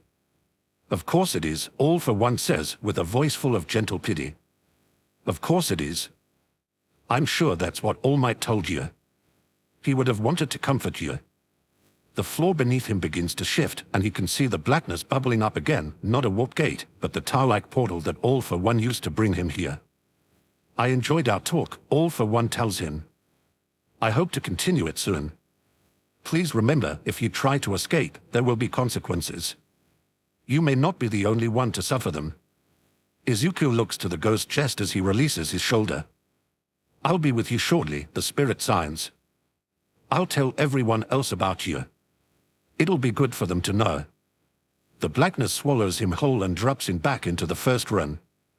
He doesn't bother fighting as he's manhandled into a chair and strapped to it firmly. He can't fight back because it's taking enough energy to keep from throwing up again. He also can't help but notice that his bindings are slightly less excessive than Bakubu's. His classmate glares at him from his own chair, but Izuku can tell it's more a curious glare than an angry one. Well, Shigaraki says, slouching comfortably in his own seat. We might as well get comfortable with each other, huh? We are gonna be spending a lot of time together. Bakudu curses them until his throat is raw. Izuku ignores him and ignores the villains. Spinner and Magna and Compress are still here, and Izuku tunes them out until things quiet down for the night. Even villains have to sleep. Izuku isn't sure he'll be able to sleep, for all that he can feel exhaustion creeping in. The ghosts are whispering now, Einhin. Word must be spreading. A tap on the arm jolts him out of a trance, not quite a doze. Izuku jumps, but the villains watching them pay him little mind. In a place like this, it's not out of the ordinary to jump awake at every little sound. Izuku's wrists are bound to the arms of his chair, but his hands are free enough to spell. Hello again, he says as the spirit crouches down before him. Izuku is grateful for it. It looks less odd for him to be looking down than up. Got the word out. Are you okay? No, Izuku answers. The ghost smiles sadly at this, hair falling into his face. I will try to help you, he says. I'm not used to being able to act. It's been so long. A hero? Izuku wonders. He doesn't look like one. Maybe a civilian caught in the wrong place at the wrong time. Who are you? He asks. The ghost blinks at him, looking thoughtful. That's an interesting question, he says and smiles again. I suppose, in the interest of parallels, you might as well call me One for All. The ringing phone startles Inko out of a light doze. The TV is on, volume low, and the couch is comfortable enough for her to drift off. She startles initially, disoriented from staying up late, before she remembers where she is and what a telephone is for. Stifling a yawn, she goes to answer it. Her world turns to ashes. The League of Villains attack the train in camp is the first thing Aizawa tells him over the phone. Toshinori feels his guts lurch and twist and fights against the sensation of thick liquid crawling up his throat. He can already taste iron on the back of his tongue, and it takes all he has to keep from gagging. Twice now. That's twice that villains have menaced his students while he wasn't there, 3 times counting them all, 4 counting Stain. Is everyone all right? He rasps. Of course they are all right. They have to be. Maybe he wasn't there, but Aizawa was and Sekijura was and the Pussycats were 6 heroes. At the USJ they survived with 2, in Hosu 3 of his students survived with none, and Midoriya faced Shigaraki all by himself. With 6 heroes, the villains must have been routed. They took Bakugo and Midoriya, Aizawa tells him. He says it bluntly. Impersonally. 3 other students witnessed their capture. Ragdoll's missing, too, so we can only assume they took her as well. Toshinori chokes. It comes without any warning, not even enough for him to cover his mouth. Blood spatters his carpet, trickles down his chin until the coughing fit subsides. When it's over, his forearm is smeared with red, and he doubts he'll ever get the stain out of his carpet. Tell me we have something, he gasps, once he can speak again. Tell me they left something behind. They left something behind, Aizawa replies. 3 of their own, in fact. We are still processing the evidence. All of it will be sent to her. Sakochi's office, Toshinori interrupts. Has to be. The League of Villains is his case. I'll touch bases with him once the rest of the students are on their way home, Aizawa tells him. I'll be there, Toshinori says. He can feel another coughing fit coming on, but he swallows it down grimly. All might. Aizawa begins and does not continue. His voice is terse, wound so tight that it cracks beneath the pressure. Toshinori can't see his colleague, but he can imagine him gripping the phone until he threatens to break the screen. Toshinori hesitates. He knows what this tense silence means. There are a million things he could say to fill it, and almost none of them will be helpful. Not to him, not to Aizawa, and not to... I'll see you then, Aizawa, he says and hangs up the phone. He wants to cry. He wants to be sick. He wants to find Shigaraki and Kurogiri and All for One and every single one of their smugly grinning murderers and make them regret they ever heard his students' names. He wants to find whatever hiding place they've crawled back to and rip it down brick by brick.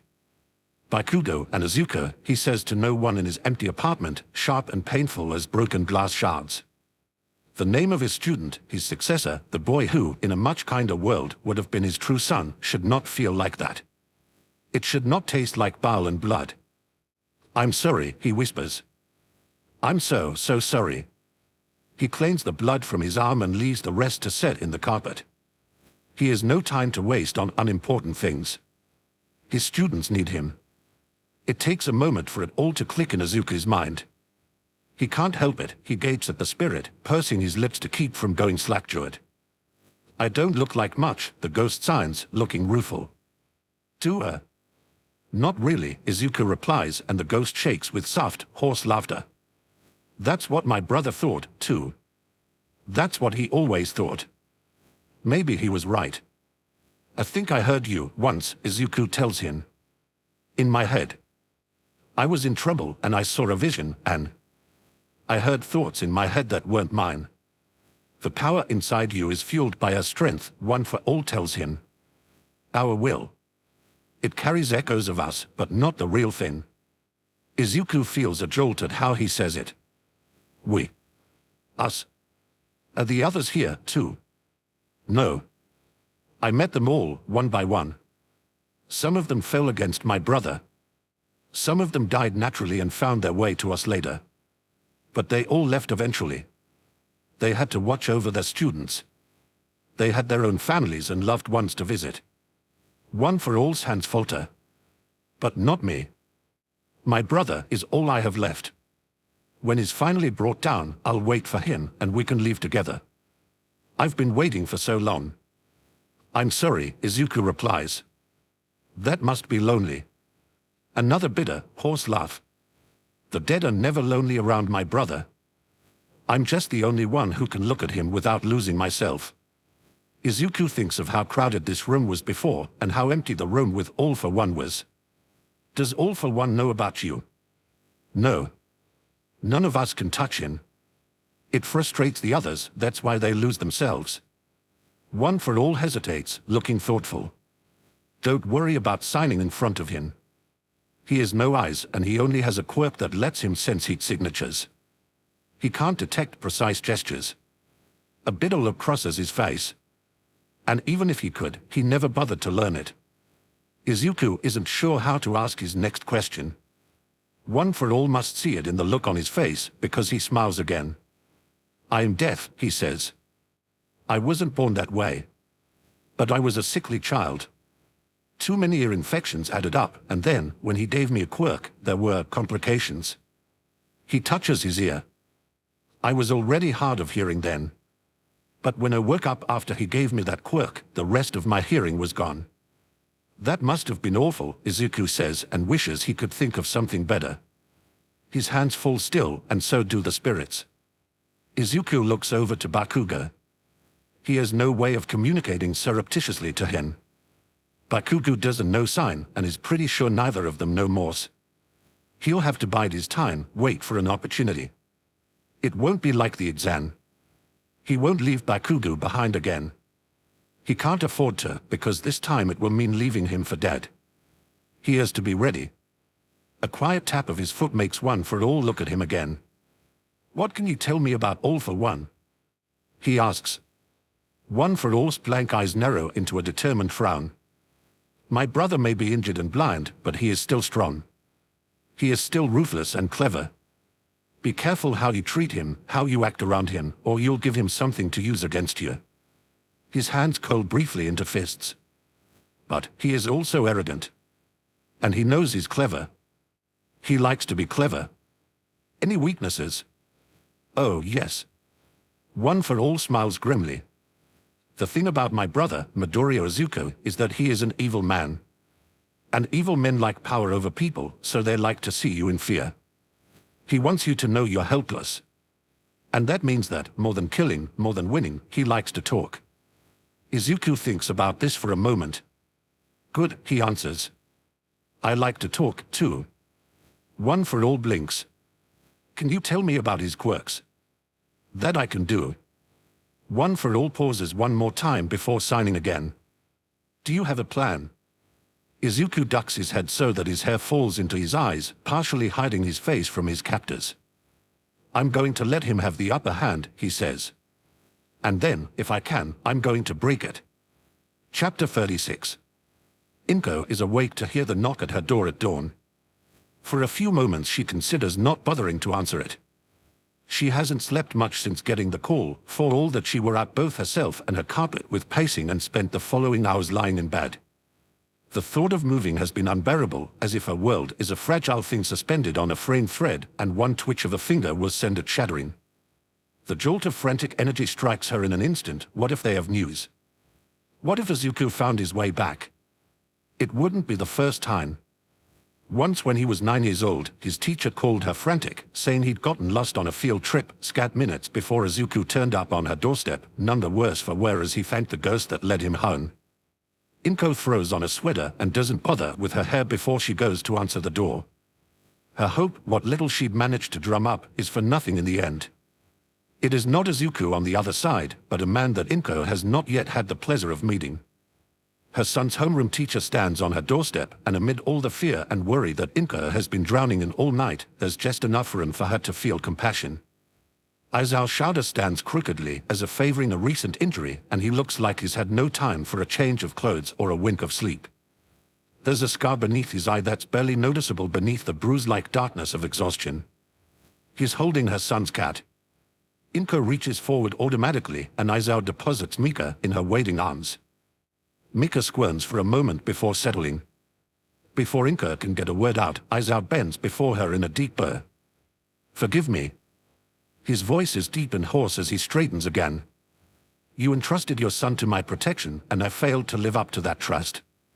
I take full responsibility for what happened. He meets her eyes briefly.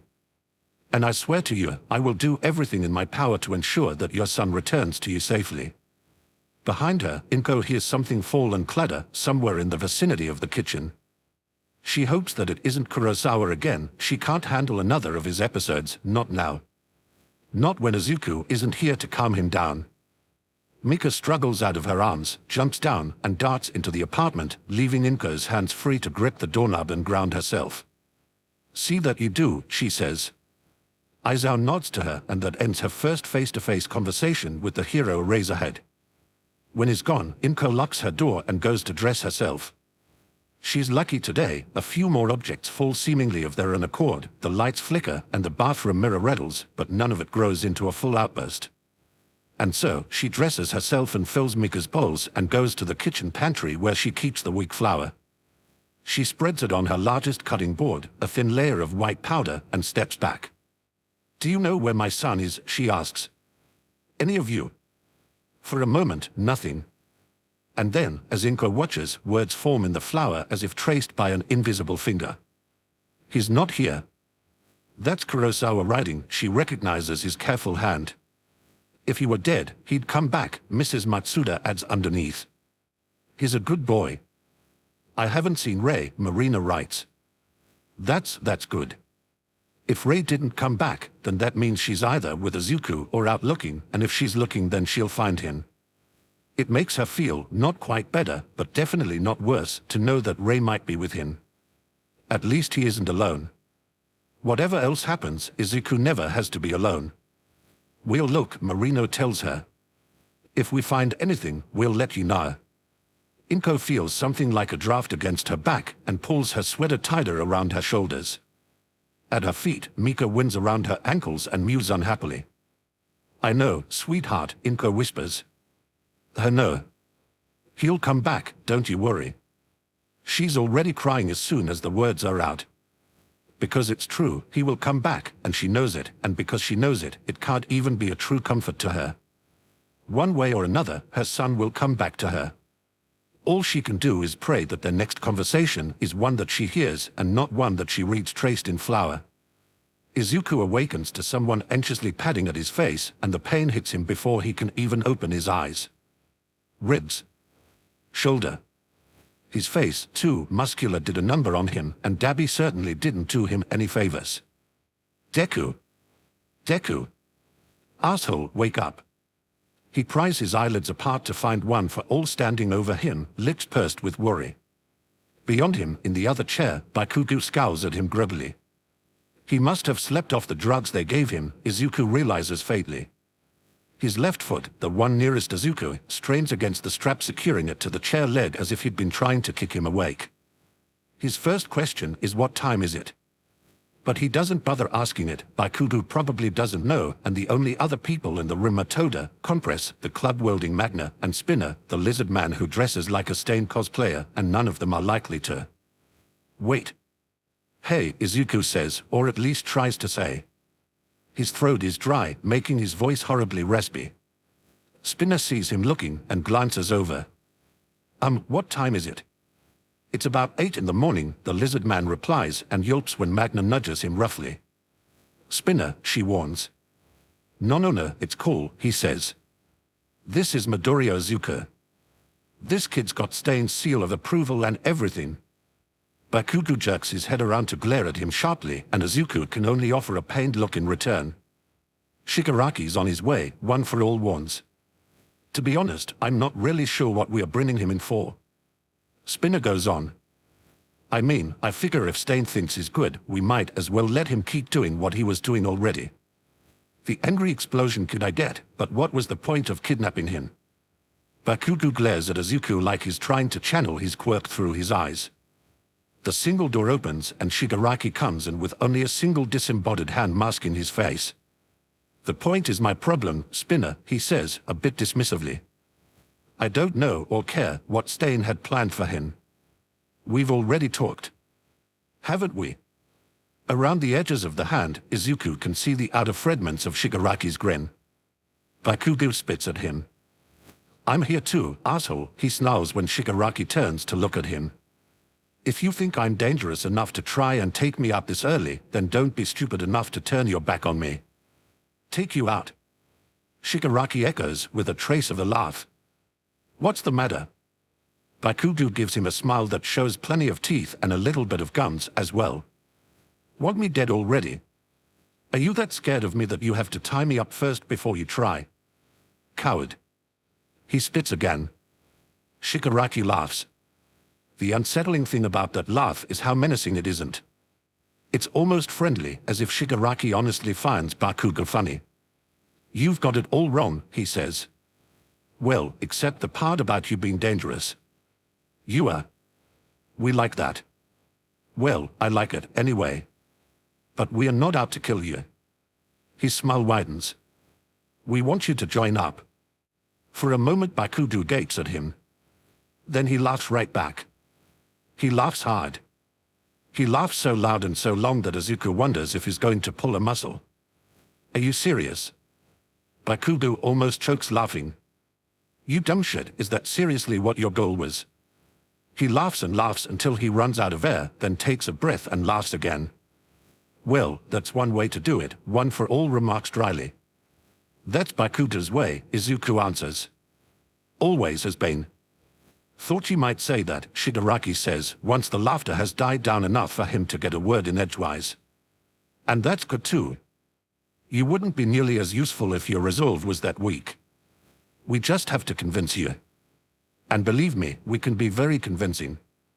His eyes, half hidden by pale fingers, are light glittering on Izuku. How about you? It looks to me like you've already got one fan here. And you took a beating from Dabby without passing out. I know for a fact Sensei wants to get to know you. Izuku stares at him for a moment, forcing himself not to look to One for All for help. There are two possible answers, of course. One, he could follow Bakugo's lead and laugh in Shigaraki's face, which is tempting. Two, he could say yes and see what happens. Except, would anyone even believe him if he did? Well, his voice cracks and he coughs. I mean.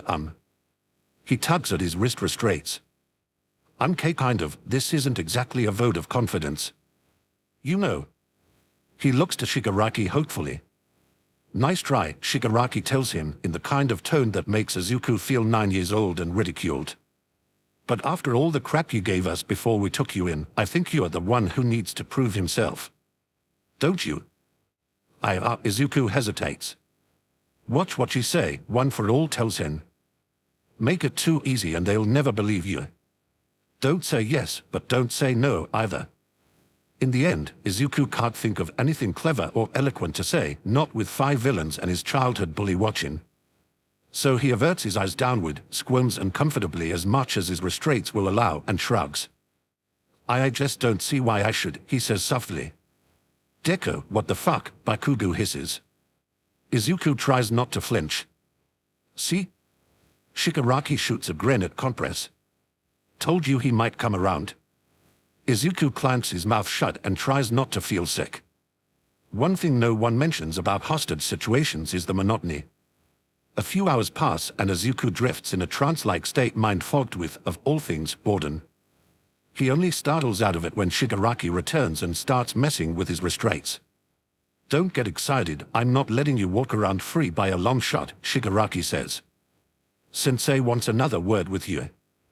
I'll come get you later, okay? He hears Bakugo's voice, but can't make out the words over the roaring in his ears. The moment the restraints are off, the floor under Izuku's feet shifts and turns to black tar again, sucking him down into the choking dark before he can even cry out. The room is much the same as it was the previous night. Hello again.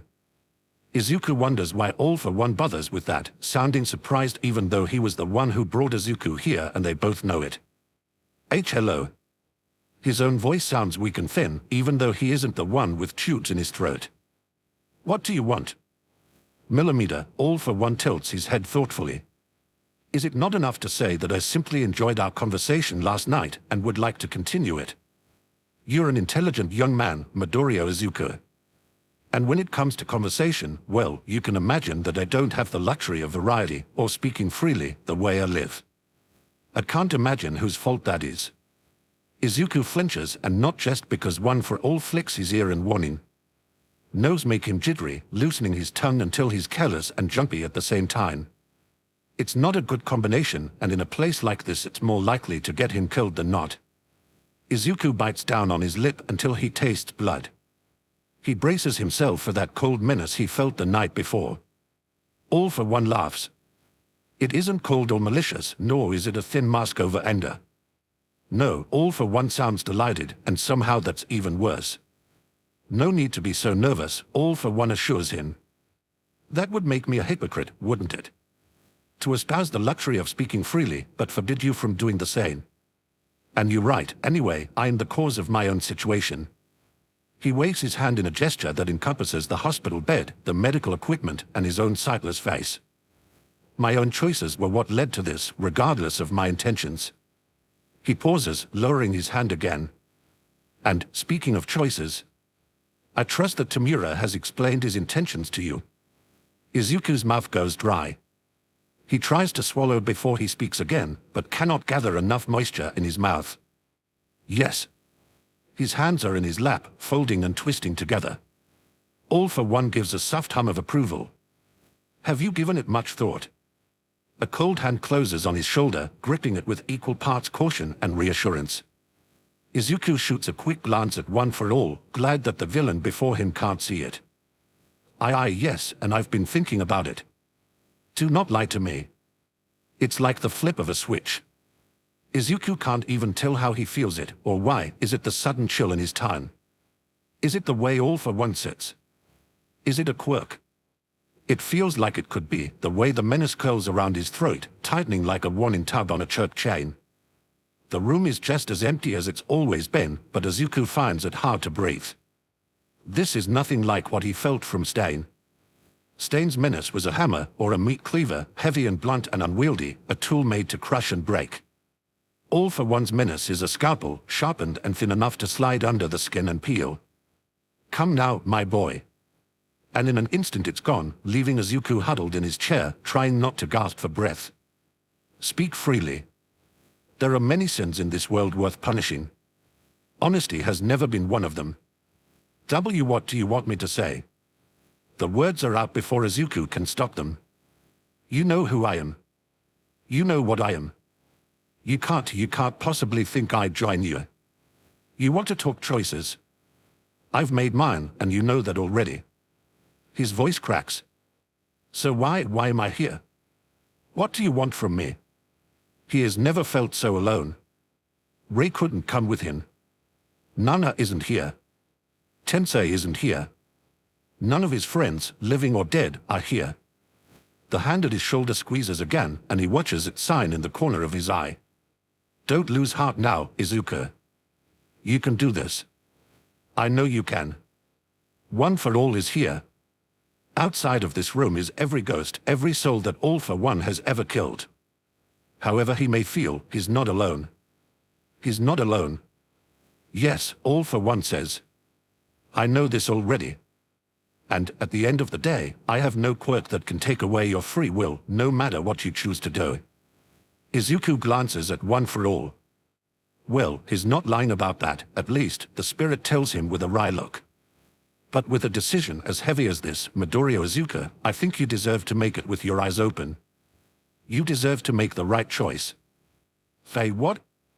Izuku stares at him. What are you talking about? For the first time, All for One seems to hesitate.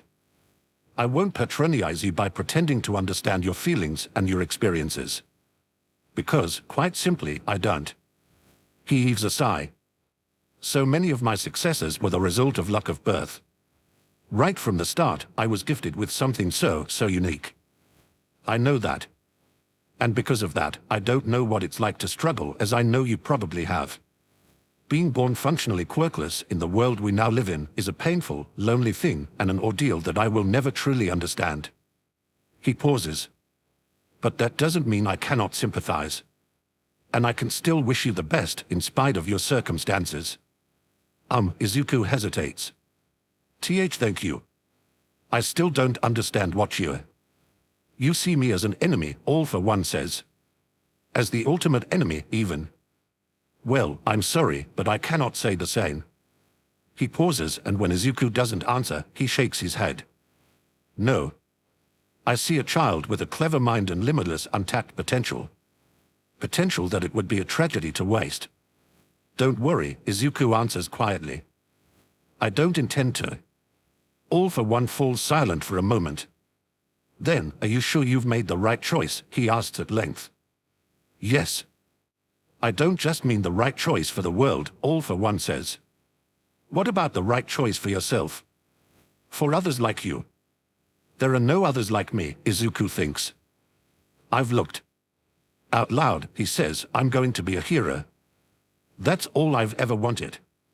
And you will, I'm sure, All for One tells him. His voice is warm. You always could have been. I wish All Might could have seen it. Izuku jerks his head up at this. What?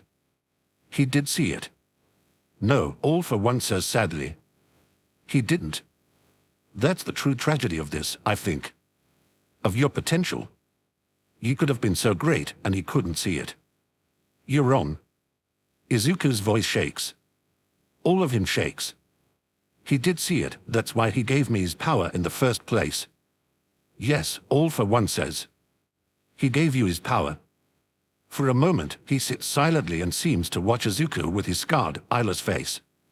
Did he see your potential? Truly see it? Or did he simply see the potential of a new vessel, one that would take his power and make it stronger than before? Izuku grinds his teeth. It isn't his fault, All for One goes on. I'm sure he didn't mean to hurt you or to devalue you. But as I said, the man lacks imagination, and it keeps him from trusting in others and believing in them. He did believe in me, Izuku snaps, ignoring when one for all hisses softly through his teeth. He does trust me, and you're not going to. How much did he tell you when he first offered it to you? All for one asks. Did he tell you what you were truly inheriting when he forced his power on you? He didn't force anything on me. Izuku's nails bite into his palms. It was my choice. Did he tell you about me? All for one asks. What I am capable of. What I did to him. What he, in turn, was forced to do to me. I'll bet you he didn't. And can you really say that it was your choice when you made it on half-truths and lies by omission?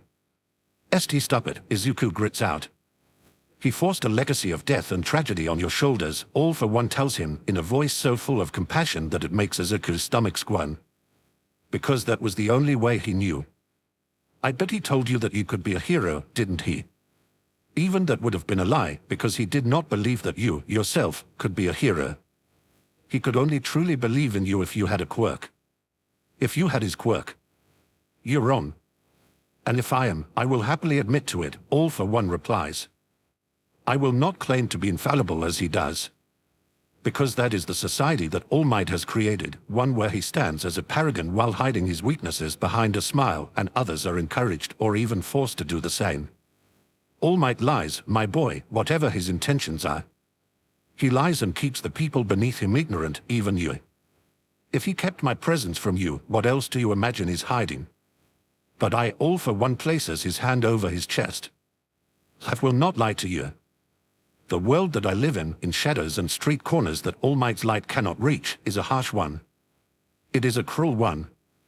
But that is only because it is an honest one. I will not always be able to protect you, but I swear to you, Midoriya Izuku, I will never lie to you.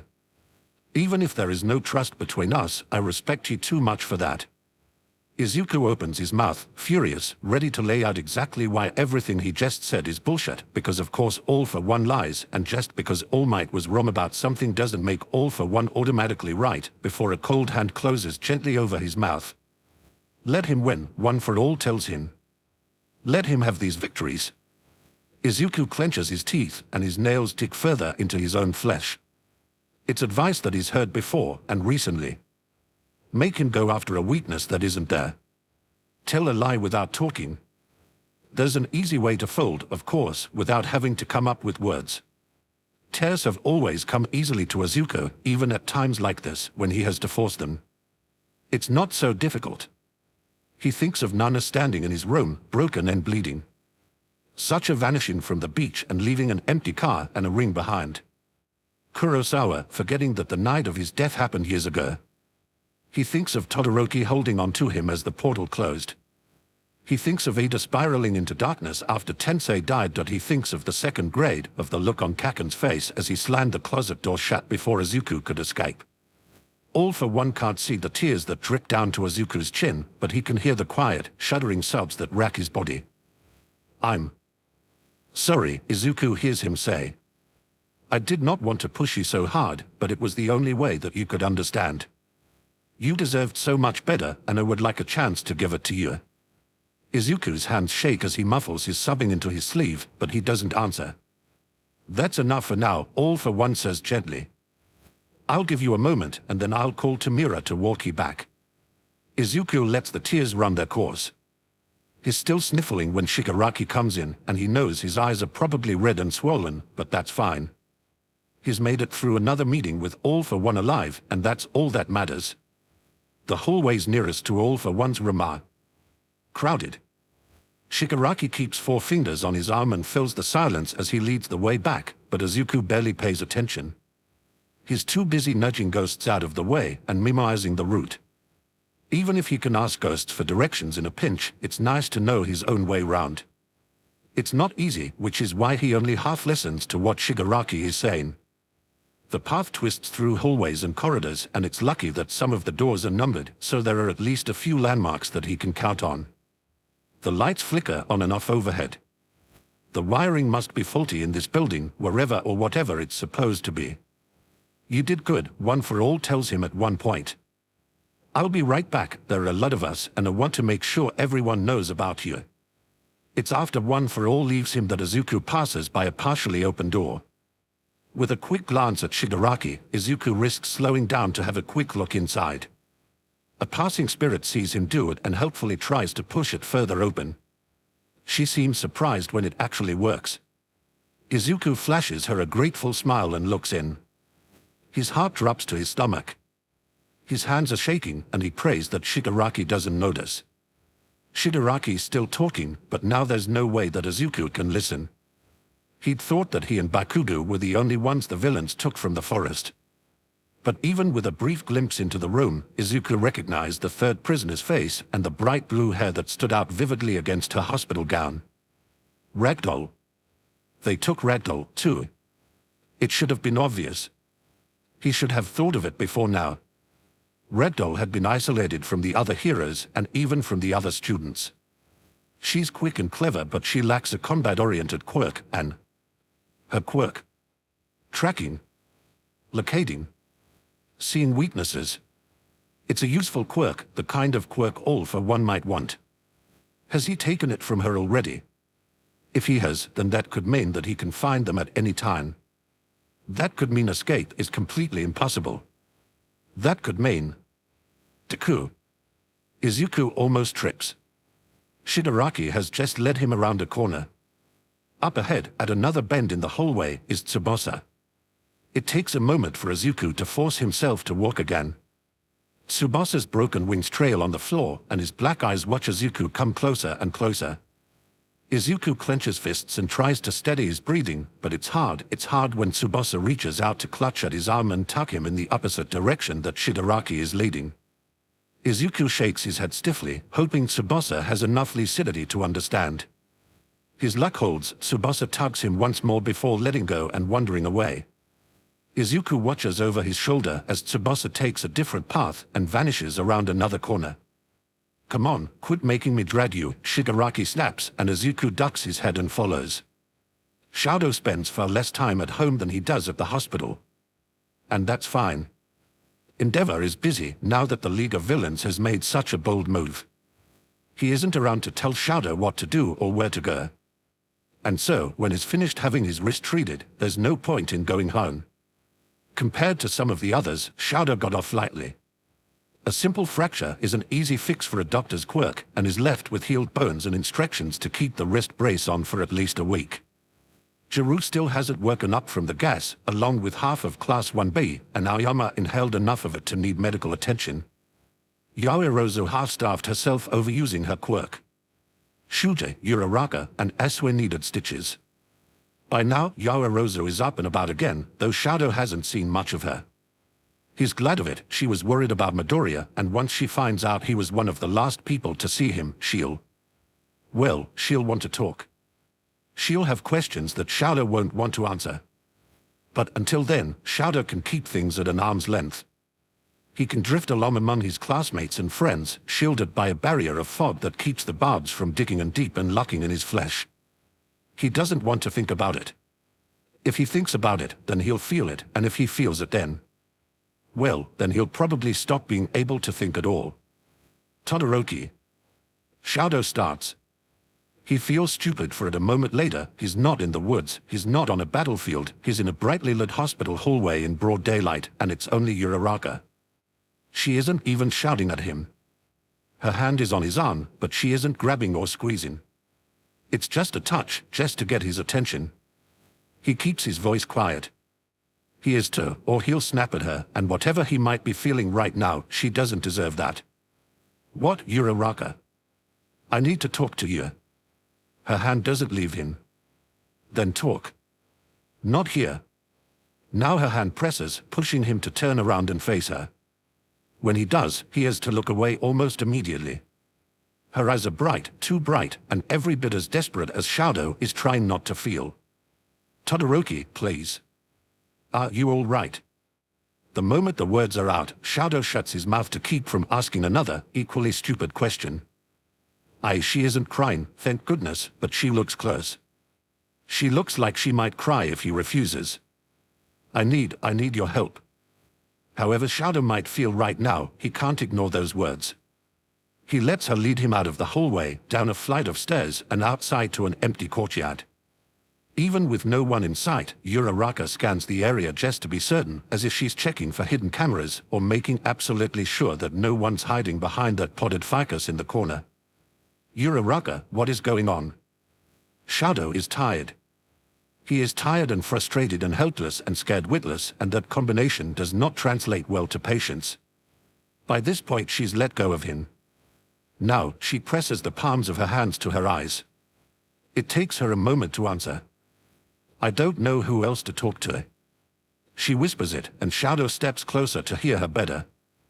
I shouldn't have even found out. I wasn't supposed to. Momo wasn't supposed to tell me, and it's not her fault. I was panicking and she was just trying to help, and I'm scared to ask Ida because after what happened to his...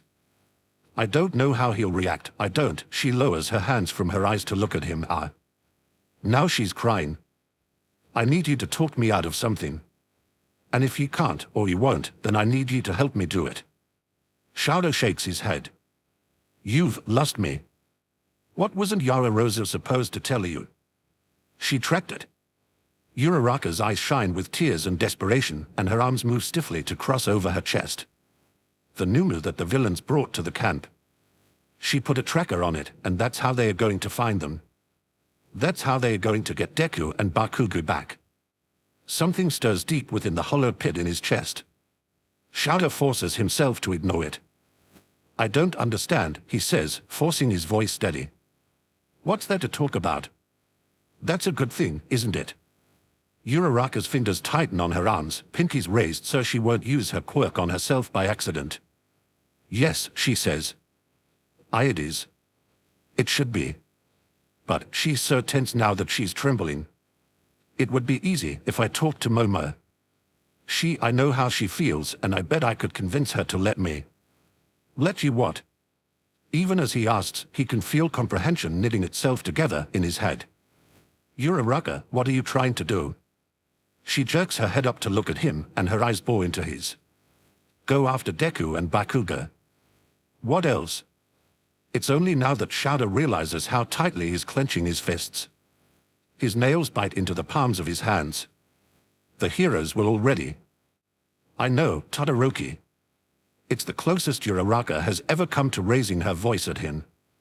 She thrusts her arms to her sides as she snaps at him, hair falling into her face. No. I know the heroes are already on it. I know All Might's going to be there. I know it's dangerous and stupid and pointless, and I know there's nothing I can do. Her voice cracks and is close enough to see the tears gathering in her eyes. But Todoroki, I can't just stand back and do nothing. I can't do that again. What do you mean again? Shadow breaks in. You did plenty. Asui told me you fought one of the villains yourself. You made it possible for us to go after them in the first place. And what good did it do? Uraraka's hands moved to her hair, fingers twisting in the brown strands. At least you, Wayu and Shuta and Tokoyami, you faced them, and you fought against them, and you did everything you could. You even got hurt, Todoroki. Her eyes fall on his splintered wrist, and Shadow moves it behind his back, but before he can get another word in, her tears are falling and his tongue is caught fast in his own mouth. And I didn't help. They took him, they took both of them, I didn't do anything. Are you not hearing me? Shadow steps closer, taking his chance to talk when Uraraka stops to scrub at her streaming eyes. You helped us reach them. I could have gone with you, Uraraka rasped out. I could have used my quirk on myself and I could have gone with you and I could have helped, but I didn't. Doesn't that just make you sick? Shadow points out. He feels helpless and it's nothing new. He can't stand that he's used to feeling helpless. No. Uraraka presses the heels of her hands against her eyes. I know it doesn't make any sense and I know it's stupid, and that's why I need your help. So please. Her voice gives out, cracked to pieces by her tears. Please. Talk me out of this. Tell me it's a stupid idea. Help me. It should be simple. By rights it should be simplest thing is ever done, the easiest truth is ever told. It's a stupid idea, he says. He opens his mouth to tell her more, to tell her that he'll bring Ida into this if he has to, because it's stupid and pointless and by law and common sense they shouldn't do anything except stay safe at home and let the heroes handle it. You gave me two choices, he says. To talk you out of it or help you do it. Slowly, Uraraka lowers her hands from her face. Red-rimmed eyes stare at him in shock. Damn it, Uraraka, Shadow shakes his head. Now I'm the one that needs to be talked out of this. Bakugo initiates the first attempt. It's in the evening, during one of their scheduled restroom breaks. The villains watch Bakugo like a hawk, and Compress in particular always accompanies him, ready to use his quirk at a moment's notice. It's not until he's coming back and it's Izuku's turn to go out that either of them catch an opening. It's mostly Spinner's fault. He junks the gun, undoing Izuku's restraints before the others have Bakugo secured. Izuku slips one arm free a little quicker than Spinner probably would have liked, and Bakugo catches his eye right as Compress is about to start locking him down again. Apparently he's had a lot of time to build up sweat on his hands. A well-aimed blast knocks Compress back, and Izuku sees his own chance and takes it. The chair is made of plastic and sheet metal, easily bent and broken enough for Izuku to break free. A kick to Spinner's face clears the way, and he looks up to see Bakugo already going for the door. Izuku hurdles after him and slams the door behind them, if only to buy them an extra split second. Don't fucking follow me, Bakugo snarls at him, and for once Izuku sees sense in it. If they stay together, then they are more likely to get caught together. But if they split up, then one of them might just slip through. They have Red Doll too, Izuku tells him. Their leader can steal quirks. Be careful. He sees Bakugo's eyes widen, right before they split at a fork in the road. By rights, Izuku should search for an exit. It won't be hard, there are plenty of dead here to ask. He doesn't know that Red Doll's quirk has been taken. There might still be hope that he can escape unnoticed. Even if he has to leave Bakugo behind, he can take what he knows back to the heroes. Or at least he could, if that plan weren't horrendously risky, because once he's gone they'll definitely respond accordingly. They could change location, or far worse. And besides, he isn't the only one here who needs help. He gets turned around at one point, out of necessity. There are footsteps behind him, whose? He has no way of knowing. It could be Toda, or Spinner, or Dabby, or Compress. He really hopes it isn't Compress. Hands yak him out of the main hallway and drag him around a few corners until the sounds of his pursuers fade. One for All has him by the shoulders and then releases him to sign. I can take you to an exit. There's no guarantee you won't be intercepted, but it's the best chance you have. They have Ragdoll, Izuku says. You didn't tell me they had Ragdoll. One for All goes still for a moment. I'm sorry, he says. I should have. But I was worried that you wouldn't be able to focus on your own survival, kind of like you're doing now. Has he taken a quirk? Izuku asks. One for All shakes his head. Good. What's the fastest way to get to her? One for All fixes him with hard stare. She's sedated. You'd have to wait for the drugs to wear off or carry her out. Izuku grinds his teeth. He's frustrated. The sensible thing to do is run and escape, but there's just too much.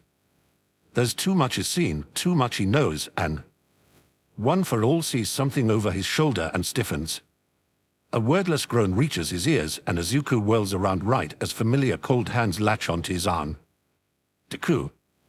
Tsubasa isn't alone this time. There's a man, tall and lanky and every bit as distorted and deformed as he is. He stands hunched and half-naked, pale-skinned with 6 drooping eyes that leak viscous black ooze. A memory comes to Izuku unbidden, the bullet train to Shinjuku, heading through Hosu City. An emergency stop, seconds before a hero came crashing through. And climbing after him, shrieks and moans grating in its throat, with 6 staring eyes. Numu, Izuku murmurs. You both, you. Tsubasa tugs at him desperately. Deku. Izuku shoots One for All an apologetic look and follows. The distorted figures phase in and out of view.